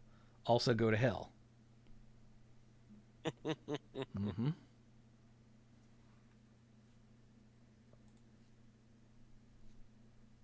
So there's another Final Fantasy cute thing that we never mentioned. And I'm surprised no one else brought it up. Oh, yeah? Cactuar is on my list. But... There it is. Oh. I figure we get to it at some point. I was trying to not just do Final Fantasy, but Cactuar. Sorry if I stole your thunder. Oh, no. I figured cactus. Somebody had it. Yeah. So tell us about the Cactuar. I mean, it's a little cactus, but it's bipedal, and it's got chubby little arms and legs that look interchangeable, and they're just stuck on a cucumber-like cactus body. It's got little eyes, and it just moves its arms up and down. You think of the walk like an Egyptian pose, it's always doing that.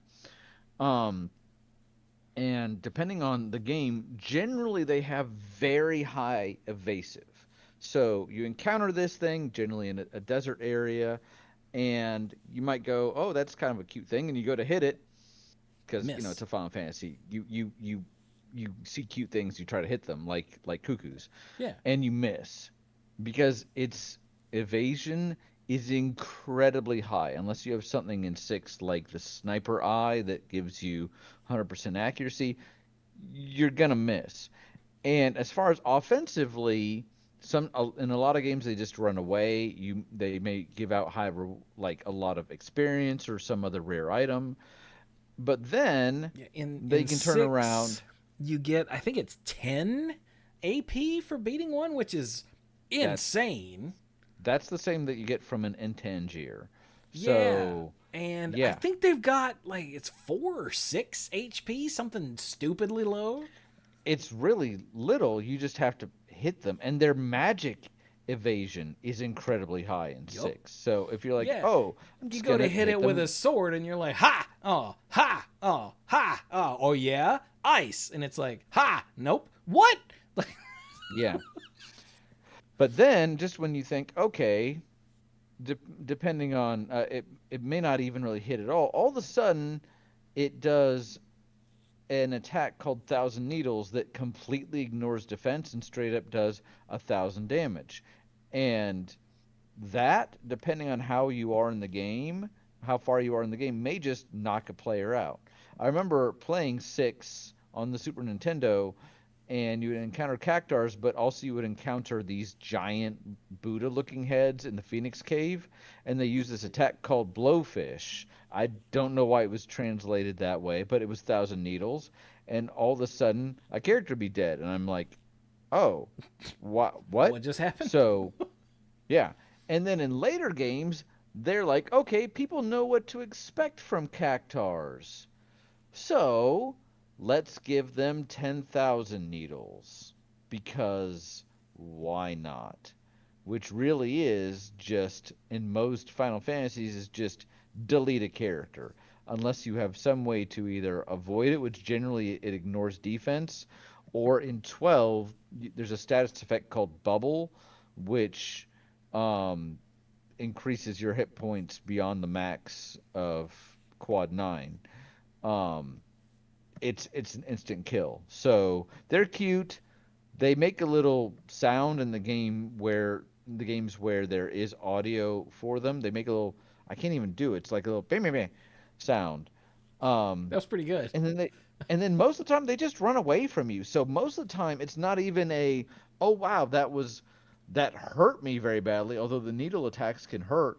It's more of the like the enemy you can't kill, which makes you go, and maybe this says something about us as players, but I can't kill that thing. I want to kill that thing because there must be some sort of good reward, right? It's Yeah. like trying to kill the gill turtle. You're like, Yeah, I know that I'm going to get something ridiculous. but at least if you don't kill the gill turtle, it's because it murdered you. With this thing, if Yeah. you don't kill it, it's because it laughed at you and ran away. Yeah. Yeah. And you're like, I'm gonna get you, you little prick. And then, yeah, it's got 1,000 little pricks for you. In some games they're actually given some sentience. In 8, the one with Squall, you can actually fight a jumbo cactar, and if you win, it becomes a summon. In 10, you're dropped down in the desert. Mike probably remembers this, and there's like a side quest where you have to find the 10 Mhm. cactar brothers to try to get Riku's ultimate weapon. And in Final Fantasy World, which is an adorable game that everyone should play, uh, there is a train that goes between Final Fantasy worlds, and the conductor is a little cactar with an engineer's hat. I was about to ask if he had an engineer's hat. Oh my god. He, yeah. So cactars. I'm gonna die. Um, in From if I ten if thousand needles. my one of my last entries, because I see what time it is, and also just looking at my list, this is from Final Fantasy 12. Mhm. Chewie, when you talked about the enemy in 13 that was hyped up and then died to a Tonberry, did you have to turn around and fight the Tonberry? Oh yeah. You are Okay, now fighting the so Tonberry instead of, what is it, Zenobia the Butcher. yeah, in 12, there's an area called I forget it's the Deadlands, and basically you're walking around the ruins of this civilization. It's not an ancient civilization. Up until a couple of years ago, it was doing fine, and then one country basically used a crystal fueled magical nuke to wipe it out. And as a result, it is crawling with ghosts and undead. And there's a side quest that you can do here where there are 3 locked rooms, and if you beat the bosses in all of them, you can unlock chaos. The summons in 13 are kind of unique in that you don't have the usual summons, but some of the summons in 13, there are 13. 12 of them are based on the Zodiac, and then the 13th is an Ouroboros type creature, Zodiark. But some of them are named after previous Final Fantasy bosses. There's Chaos. There's um, Exodus, which is a reference to Exdeath. Zeramis is one. So those are some of their, and Chaos is in this area, but to get to him, you have to fight 3 mini bosses that are all very strong by their own right. And you fight 2 of them, and you're like, okay, I've got this. And you go in the last room, and there's a giant Humbaba in there, and you're like, I'm gonna get wrecked. You see it, and then it falls over dead. And a rabbit jumps up on it. And the rabbit is named Fury. And then you fight Fury. It is the last mini boss before Chaos. Google Final Fantasy 12 Fury, and you will see a picture of this thing and how adorable it is, and it is Oh, it's like a moth deadly. creature. I always thought it was a rabbit, but it's little and fuzzy, It is and it little and is fuzzy. it is the ultimate expression of the Tonberry. Like, oh, it's so cute, and as you walk into the room, it just killed. But I think 13 probably did this with what you're talking with Zenobia or whatever, but this is the creature you were gonna fight. I don't know that it's ever named. It's just giant, and it's got a giant sword, and then it's just dead because Fury killed it, and then Fury gnaws on your bones. And I went in and I did beat it on my first try, but it was a very long battle, and it has so many counterattacks, which is just crazy. I think at some point it gives itself berserk and it just starts wailing on you, and you're like, "You're a bunny, and I'm dead." And the good news with 12 is that if all you have 6 party members, you have a party of 3 and then 3 backup, and you can switch out members between them. Um, but there was a time where I think I got down to 1 party member who had like 100 hit points left, and I'm like, this bunny, the Fury. At least it's named appropriately. It's not named like Super Bunnykins or something. It is named Fury, but you just see this giant boss go down, and then this little purple rabbit just jumps up on it. It's like, "Hello, I will consume your soul." So, Boom. so this is the rabbit of Kair Banog. Mm-hmm. Sounds like it. Jesus. Yeah, the bestiary entry. Let me read this to you. Page 1, observations. Being a wrathful spirit in the body of a dream hare living in the necrohall of Nabutus, its astonishing power made all the more startling by its demure appearance. None know the limits of its strength. Indeed, many are the great creatures of legend who have lost their lives to this furry terror. As cruel as it is cute, it stalks the shadows, looking for worthy opponents against whom to test its mettle. I Yeah, if this thing is not part of the image for this episode, I will be a little disappointed just Oh, yeah, it's because. going in there. Yeah. But yeah, having I've heard of the rabbit from Monty Python, but I don't know that I made that connection. But yeah, That's pretty great. The last one I have on my list is Matriarch Benezia from Mass Effect 1.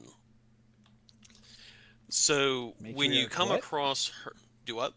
Spell that? Matriarch Benezia, Benezia. Oh, okay.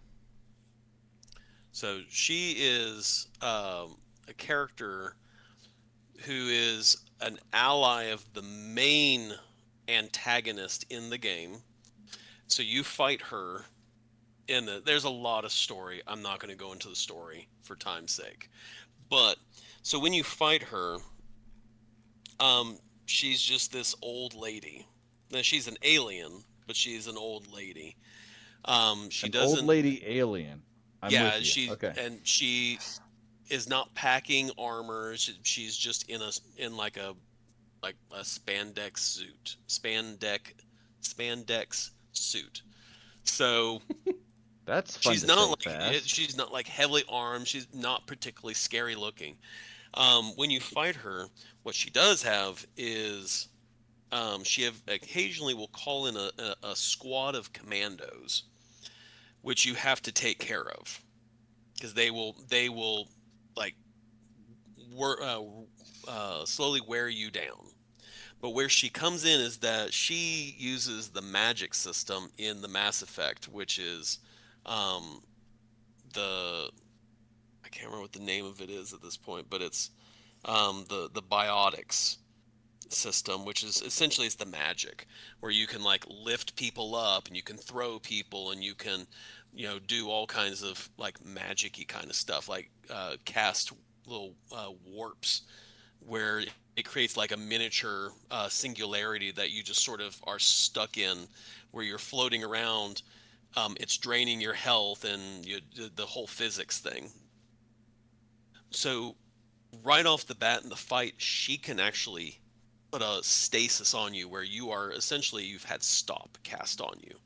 So her thing is she casts all these random effects where she'll like throw you off your feet while you're trying to fight her commandos, or she'll cast stop on you, or she'll do all of these effects where she will, if you don't balance dealing her damage, and she also has a shield that you have to wear down.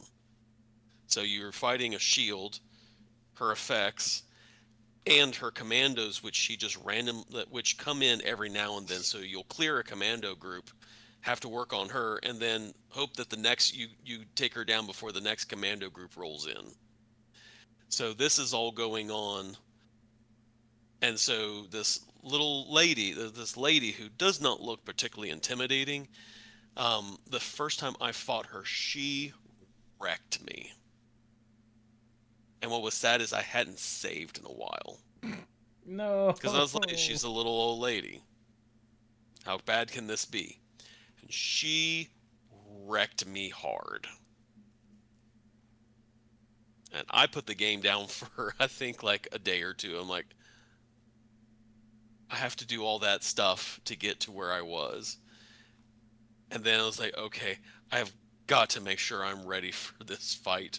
Because she, like, because I was taking care of the commando group, and she just up and just knocked me over, and the commandos zeroed in on me and took me out.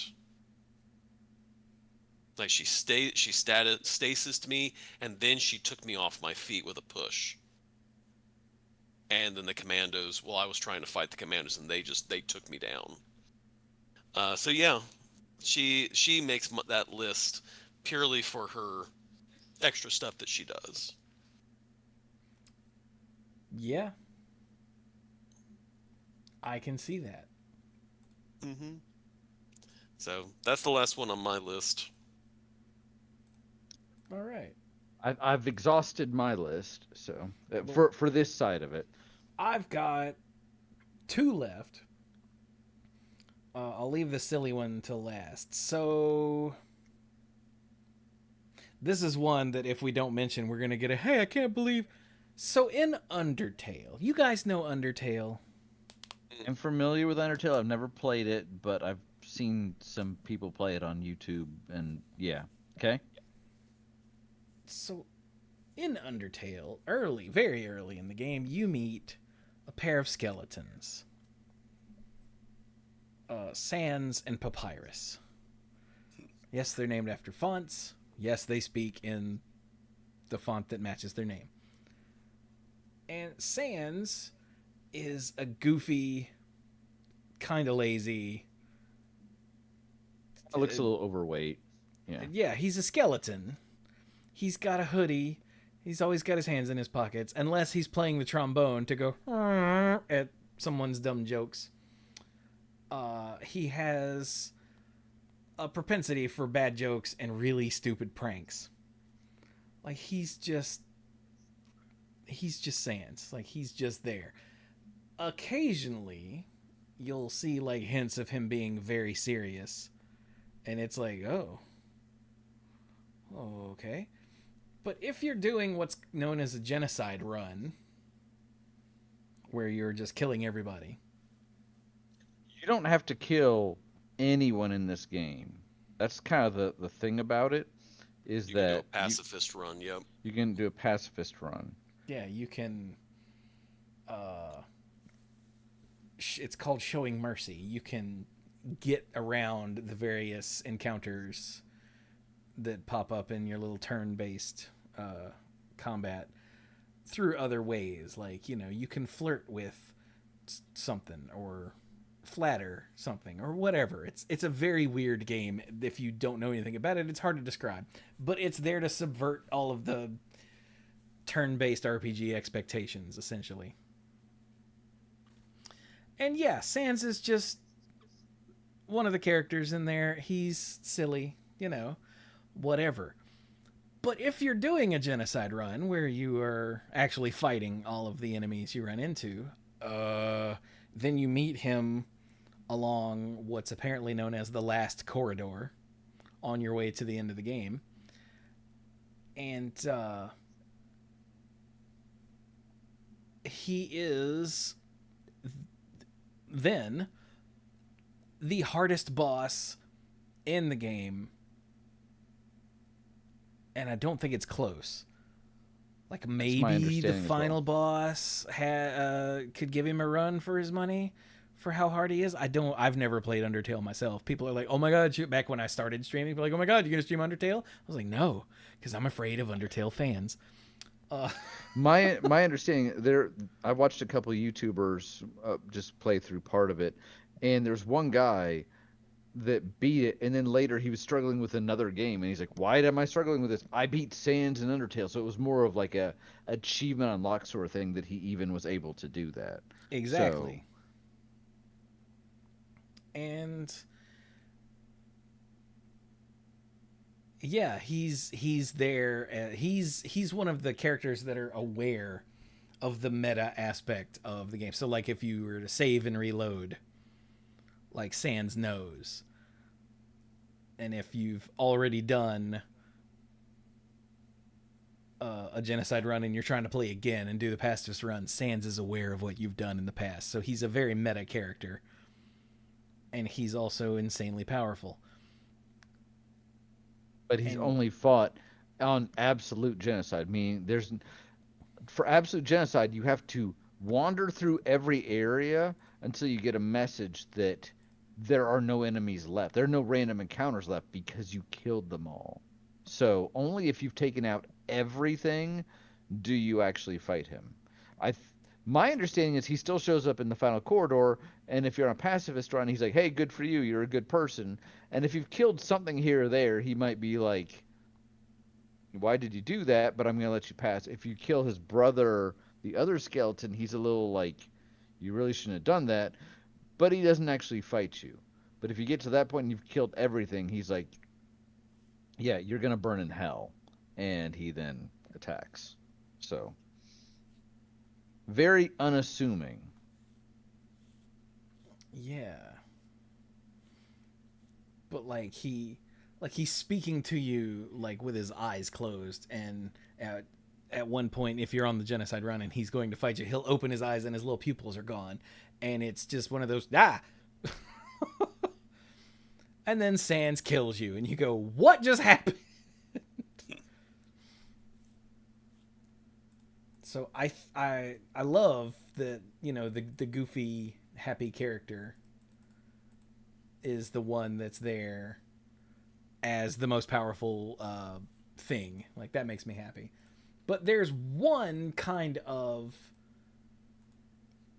enemy that looks really that is set up to be something amazing. Oh wait, no, this goes in the other category. Whoops, I've got it in the wrong one in my list here. Okay, so Sans was my last one. Never mind. All right then. So does Mike have one, or? Yeah, Mike. Did you ever think up another one? Let's see. For something that looks that's made out to look impressive and powerful, but is actually kind of a pushover. No, that'll be the next episode. That'll be the next episode. Oh, okay. Hold on to it. Yeah, write that down. Okay. Sorry, it was hard to tell whether we had moved on, whether we were going back and forth or whatever. No, I don't have any. Scary, but as a pushover next episode. Okay. Did you have anything for this one? No.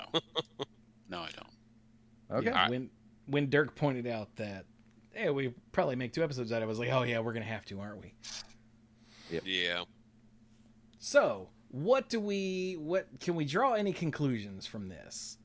Like, Final Fantasy, it seems like, has a lot of these, but also most of us have played Final Fantasies a lot, so that's gonna be where we draw them from. I think there's something about RPGs, especially Final Fantasy, are very linear games, and so much of it is based off of numbers. You're at level 1. This is your strength. These are the enemies that you're fighting in this area. There are expectations to that. Plus, it is also visual. Something that looks like a bunny is probably going to hit like a bunny. Something that looks like chaos is probably going to do more. So the game creates these expectations. And when you subvert those, that's when you have what we're talking about. When you wander into this cave over on the side, it's called the Gill Cave, and you're like, I know what that is. And you run into a turtle, and you're like, I fought something else in this cave, I'm fine. And the turtle's like, I'm going to wreck you. You're like, wait, what? When you're playing and you encounter a Tonberry for the first time, and it's just wandering around, because a lot of these are, as we've said, based off of first impressions, but that isn't just visual, it's also the mechanics of the game. It is you being in that area and being at such and such a level, having this equipment, and something comes along that you're not expecting and either blows you out of the water or does a cactar and is like, you can't touch me, blows a raspberry and runs away. So much of these are, I think that's one of the reasons we're referencing Final Fantasy so much, is because our minds kind of set up these expectations, and then when the game goes nuh-uh, then you're like, wait, what? And then it sticks with you. You may not remember your 50th demon of destruction that you defeat, but you're gonna remember that stupid Tonberry that knifed you, and you're like, oh my god. It's a more visceral sort of experience, at least for a lot of the ones we talked about for Final Fantasy. I think some of the ones, and feel free, I'm just talking about my experiences. If anybody else feels like they want to discuss, I'm doing the Brian thing, but please let me know if you have another thought. For Intellect Devourers, both in Dungeons and Dragons and in Baldur's Gate, and Baldur's Gate, from how Chu is describing it, part of it is this is a low level, this is the first area of the game, or the first inciting incident, I'm level 2 now, I can handle this. It's a brain with legs, and it's more of the linear, like, I know how to handle this, and then it works in a way you don't expect it to. And in Dungeons and Dragons, it's the unconventional way that it can just straight up and kill a player, a barbarian with a very low intelligence but very high hit points. Those hit points don't matter. It's going to eat your brain and then, take your meat suit for a walk. Meat suit. Yum. Meat suit. So I think that's why these are so interesting to us, is the subversion of expectation. And we'll get into that when we get to the mirror of this at another time, of the whole, oh my god, I'm going to die, and then, wait, no. But it's kind of a subversion. Something like the Ton Pole sets you up where you're like, this is nothing, and then it turns into a biting lizard, and you're like, okay, it's a cute little lizard. And the mechanics of the game and the way that it works make it a much more formidable threat than the name or the sprite or even its relatively middling damage would have you believe. Because at every point you feel like, I can do this. Why is this stupid lizard taking forever to die? Why did it heal 3 times in a row? Oh my god. The Medusa heads. I know how to jump between platforms. These die in one hit, and I'm in a pit again. Because the stupid thing arced at just the wrong time, and meanwhile, the skeleton was throwing a bone at my back, so I couldn't turn around. So, So, probably, and where I'm going with all this is probably, again, subversion of expectations. The subversion in Final Fantasy of, oh, I know what to expect at this level, or from something with this sort of graphic. In platforming games like Castlevania, or where we talk like the turtle shells in Mario, it's more the subversion of the expectation as far as I know how to play on this platform in this sort of environment, and the environment works with the monster to make you go, hey, you're not as good as you thought you were. Get good. And Scrub. then Dimix is just a bastard. Can I say that word? I think so. He has no dad. Water. Wait, what was it? Dance, water, dance. Yeah, there we go. At least with Fury, I'm laughing the whole time I'm fighting it, even though those laughter eventually turns into more like I'm gonna die. But it's so funny when it starts. So, so I think that's. And again, I've talked for a little while. What do you guys take away from this? Yeah, is there any sort of single idea we can draw from this? Because most of these are either, oh, that's cute, Jesus Christ, or they're trying to teach you something, I think. Mm-hmm. I Or as challenge far as far as a through line, I think they all serve somewhat different purposes. We've kind of grouped them into, like you said, teaching, or Dirk said, just challenging. With like, oh, learn the Medusa, patterns. They're mimicking yours. You can figure it out. They serve different purposes, but I think above all, one through line I see for all of them is that they keep the game from getting too stagnant. By the time you encounter a Tonberry, you probably feel like you have combat figured out. Same thing with Cactars. By the time you are really struggling with the Medusas, you've seen them before. The first time you see them, you probably don't die to them. For the first time, as Dirk said, for the elite, the invisible elite in Halo, you've seen elites, you've seen the energy blades, you know how these work. These variations on that keep the game from getting too stale. They get you from getting too complacent, That's and the they word. show Yeah. and they do show you still have room to grow, whether it is gaining levels or whether it is learning the mechanics of the enemy or the state. Even again, I keep coming to Castlevania, but I think Mike's example was brilliant, learning the stage, because so much of a Mm-hmm. game is learning the game. And that it sounds basic, but not 90% of all 95% of all boss fights are pattern recognition. It's not just bosses though, it's levels. That invisible elite is coming up. Those Medusa heads are coming up. Dance Water Boy is coming up. A Brachiosaur might be after this Tyrannosaurus battle. Maybe I should save. So, so fighting stagnation, but I doing like it it. in a way that catches your attention. You like it? Yeah. So there you go. If you have any examples of more enemies that looked unassuming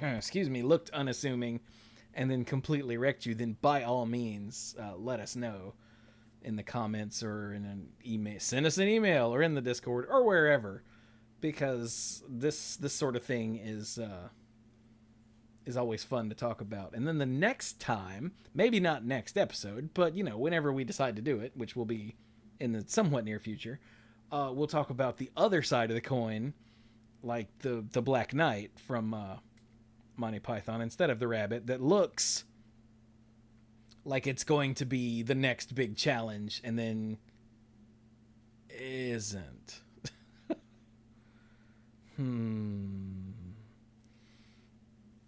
So yeah. How about some final thoughts, dorks? I'm looking forward to the end of the school year. It's rapidly approaching for me. I've got tomorrow officially makes 9 days left of school. So, yep. And with Nice. that, I actually need to head to bed. So, I'll talk at you guys later. Night, Zerk. Uh, No,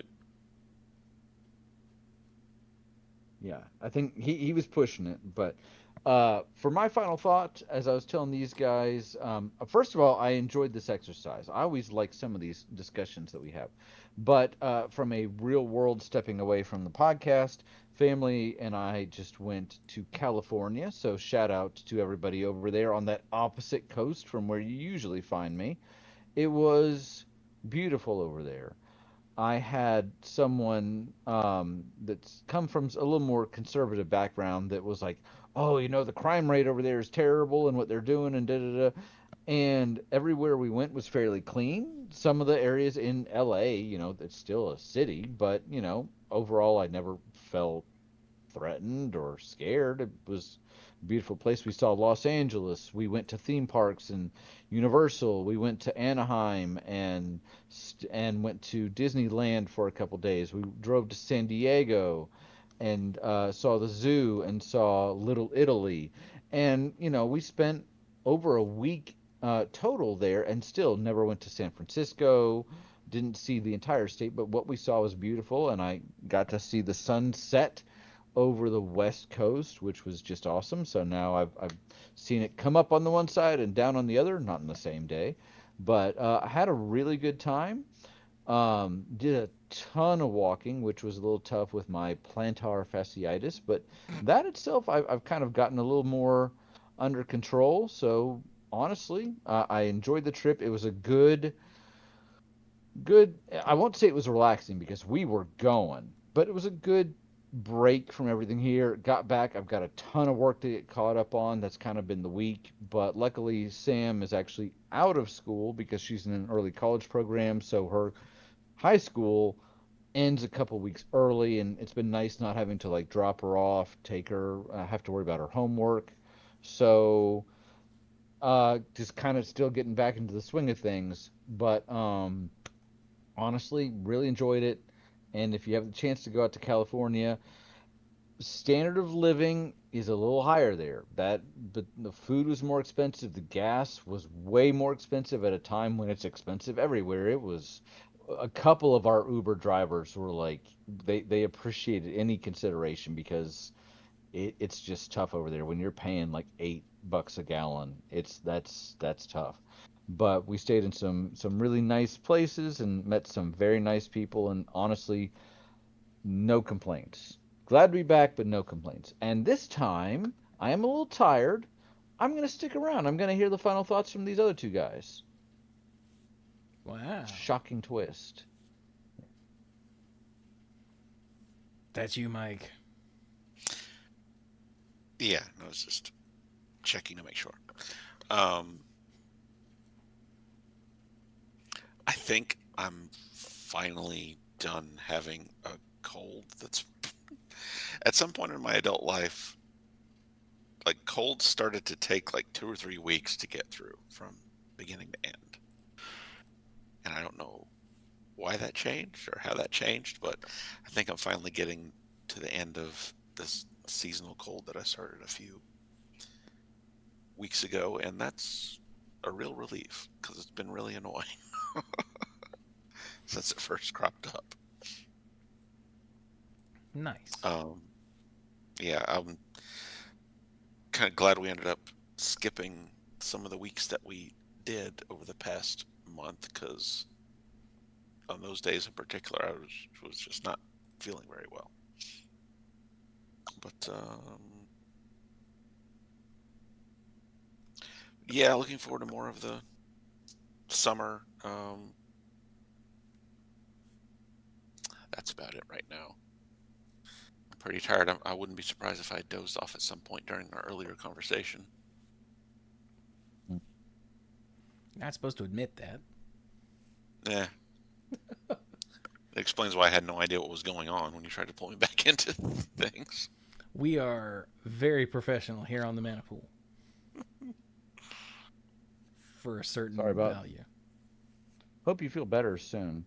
Carrie, since we got back, has been feeling really under the weather. She's been going to bed early. She's running a fever earlier today, so I'm hoping you don't have any gunk that she's got. But I'm glad you're feeling a little better. I haven't seen you all very recently, so It's not your fault. No. Good Lord. So let me remind everyone that you can go to patreon.com/themanapool to become a lifeguard and help us out. I've got a purple beard. That's unrelated. Let me thank our mythic lifeguards: Al, ALK Alters, Andrew Odie, Jake Jansons, Jason Doan, Jason Kaus, Casey, Kimho, Michael, Scuzzo, and Timu Hellasharyu. Yay. And all of you at every tier on the Patreon, and everyone who's subscribed on Twitch, and everyone who listens and all that. Don't forget, we do the show. When we do a show, we do it live on Twitch on Thursday nights. Hey, what is that? Odin's Son with a Twitch sub, speaking of Twitch subs, for 106 months. Dear God. That is really not a small number. It is not. Man, I think Odin's Son has the record for definitely been subscribed the longest without any sort of missing or misses. So thank you, my friend. Hope you're doing well. 106 months. That's like 5 years or something. Shut up. Don't tell me. I don't. It'll just make me sad.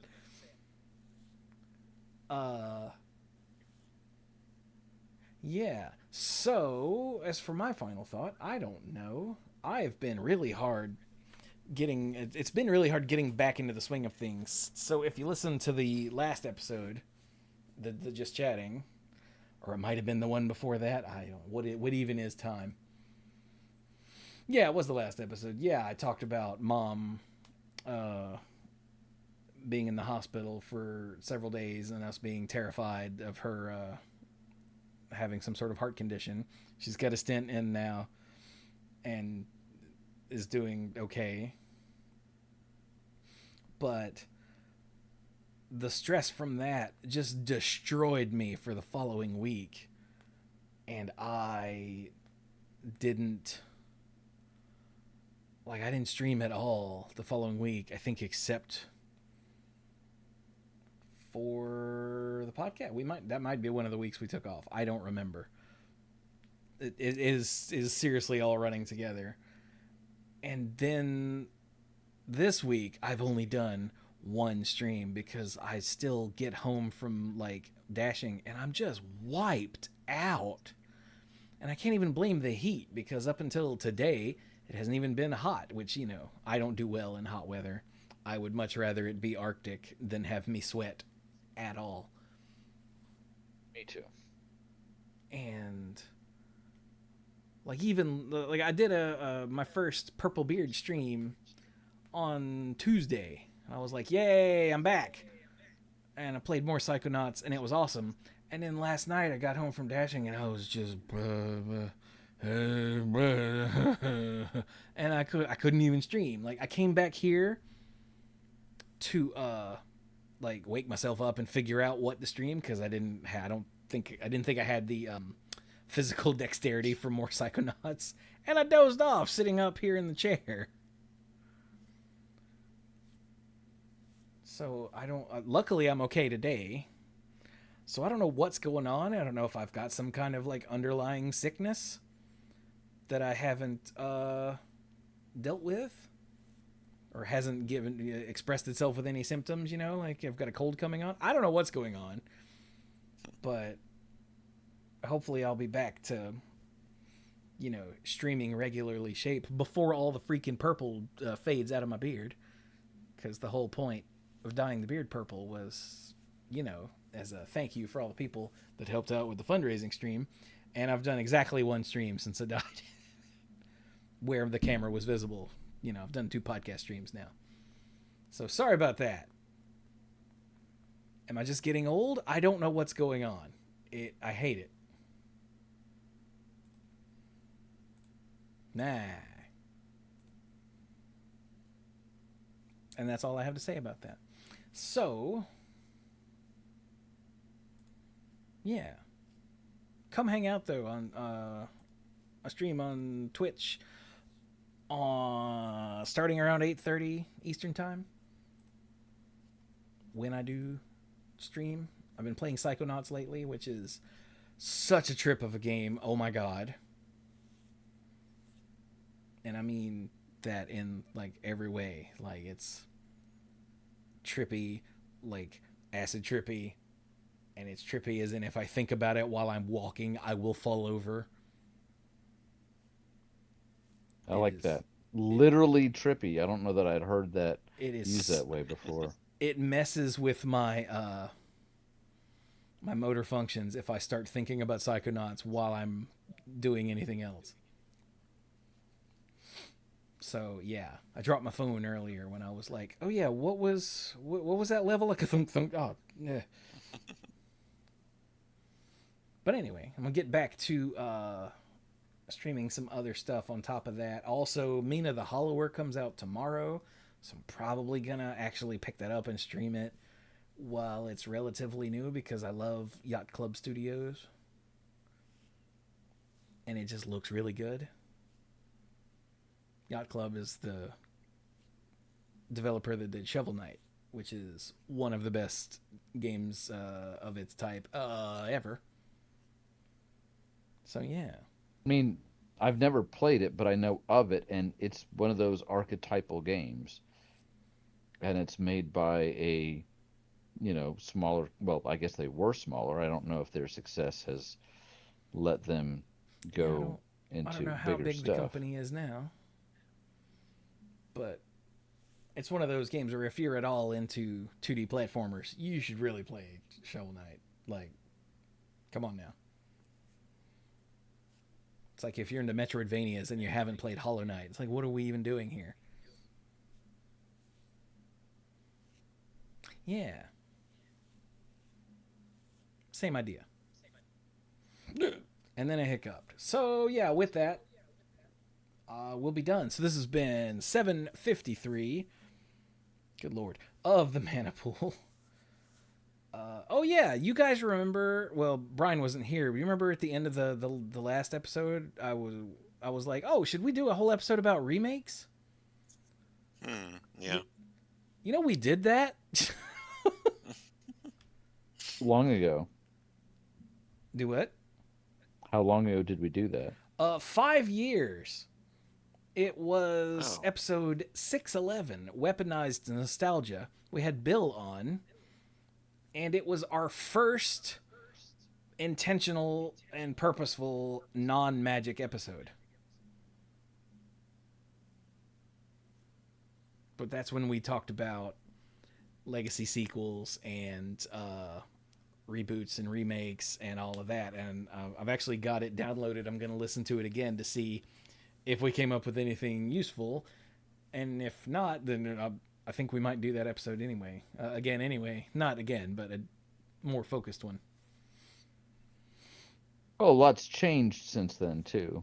It's true. Resident Evil 4 remake came out since then, and that changes everything. Yes, it does. Shut up. But anyway, I forgot I wanted to mention that before the end of the episode. So there we go. So yeah, this has been episode 753 of the Mana Pool.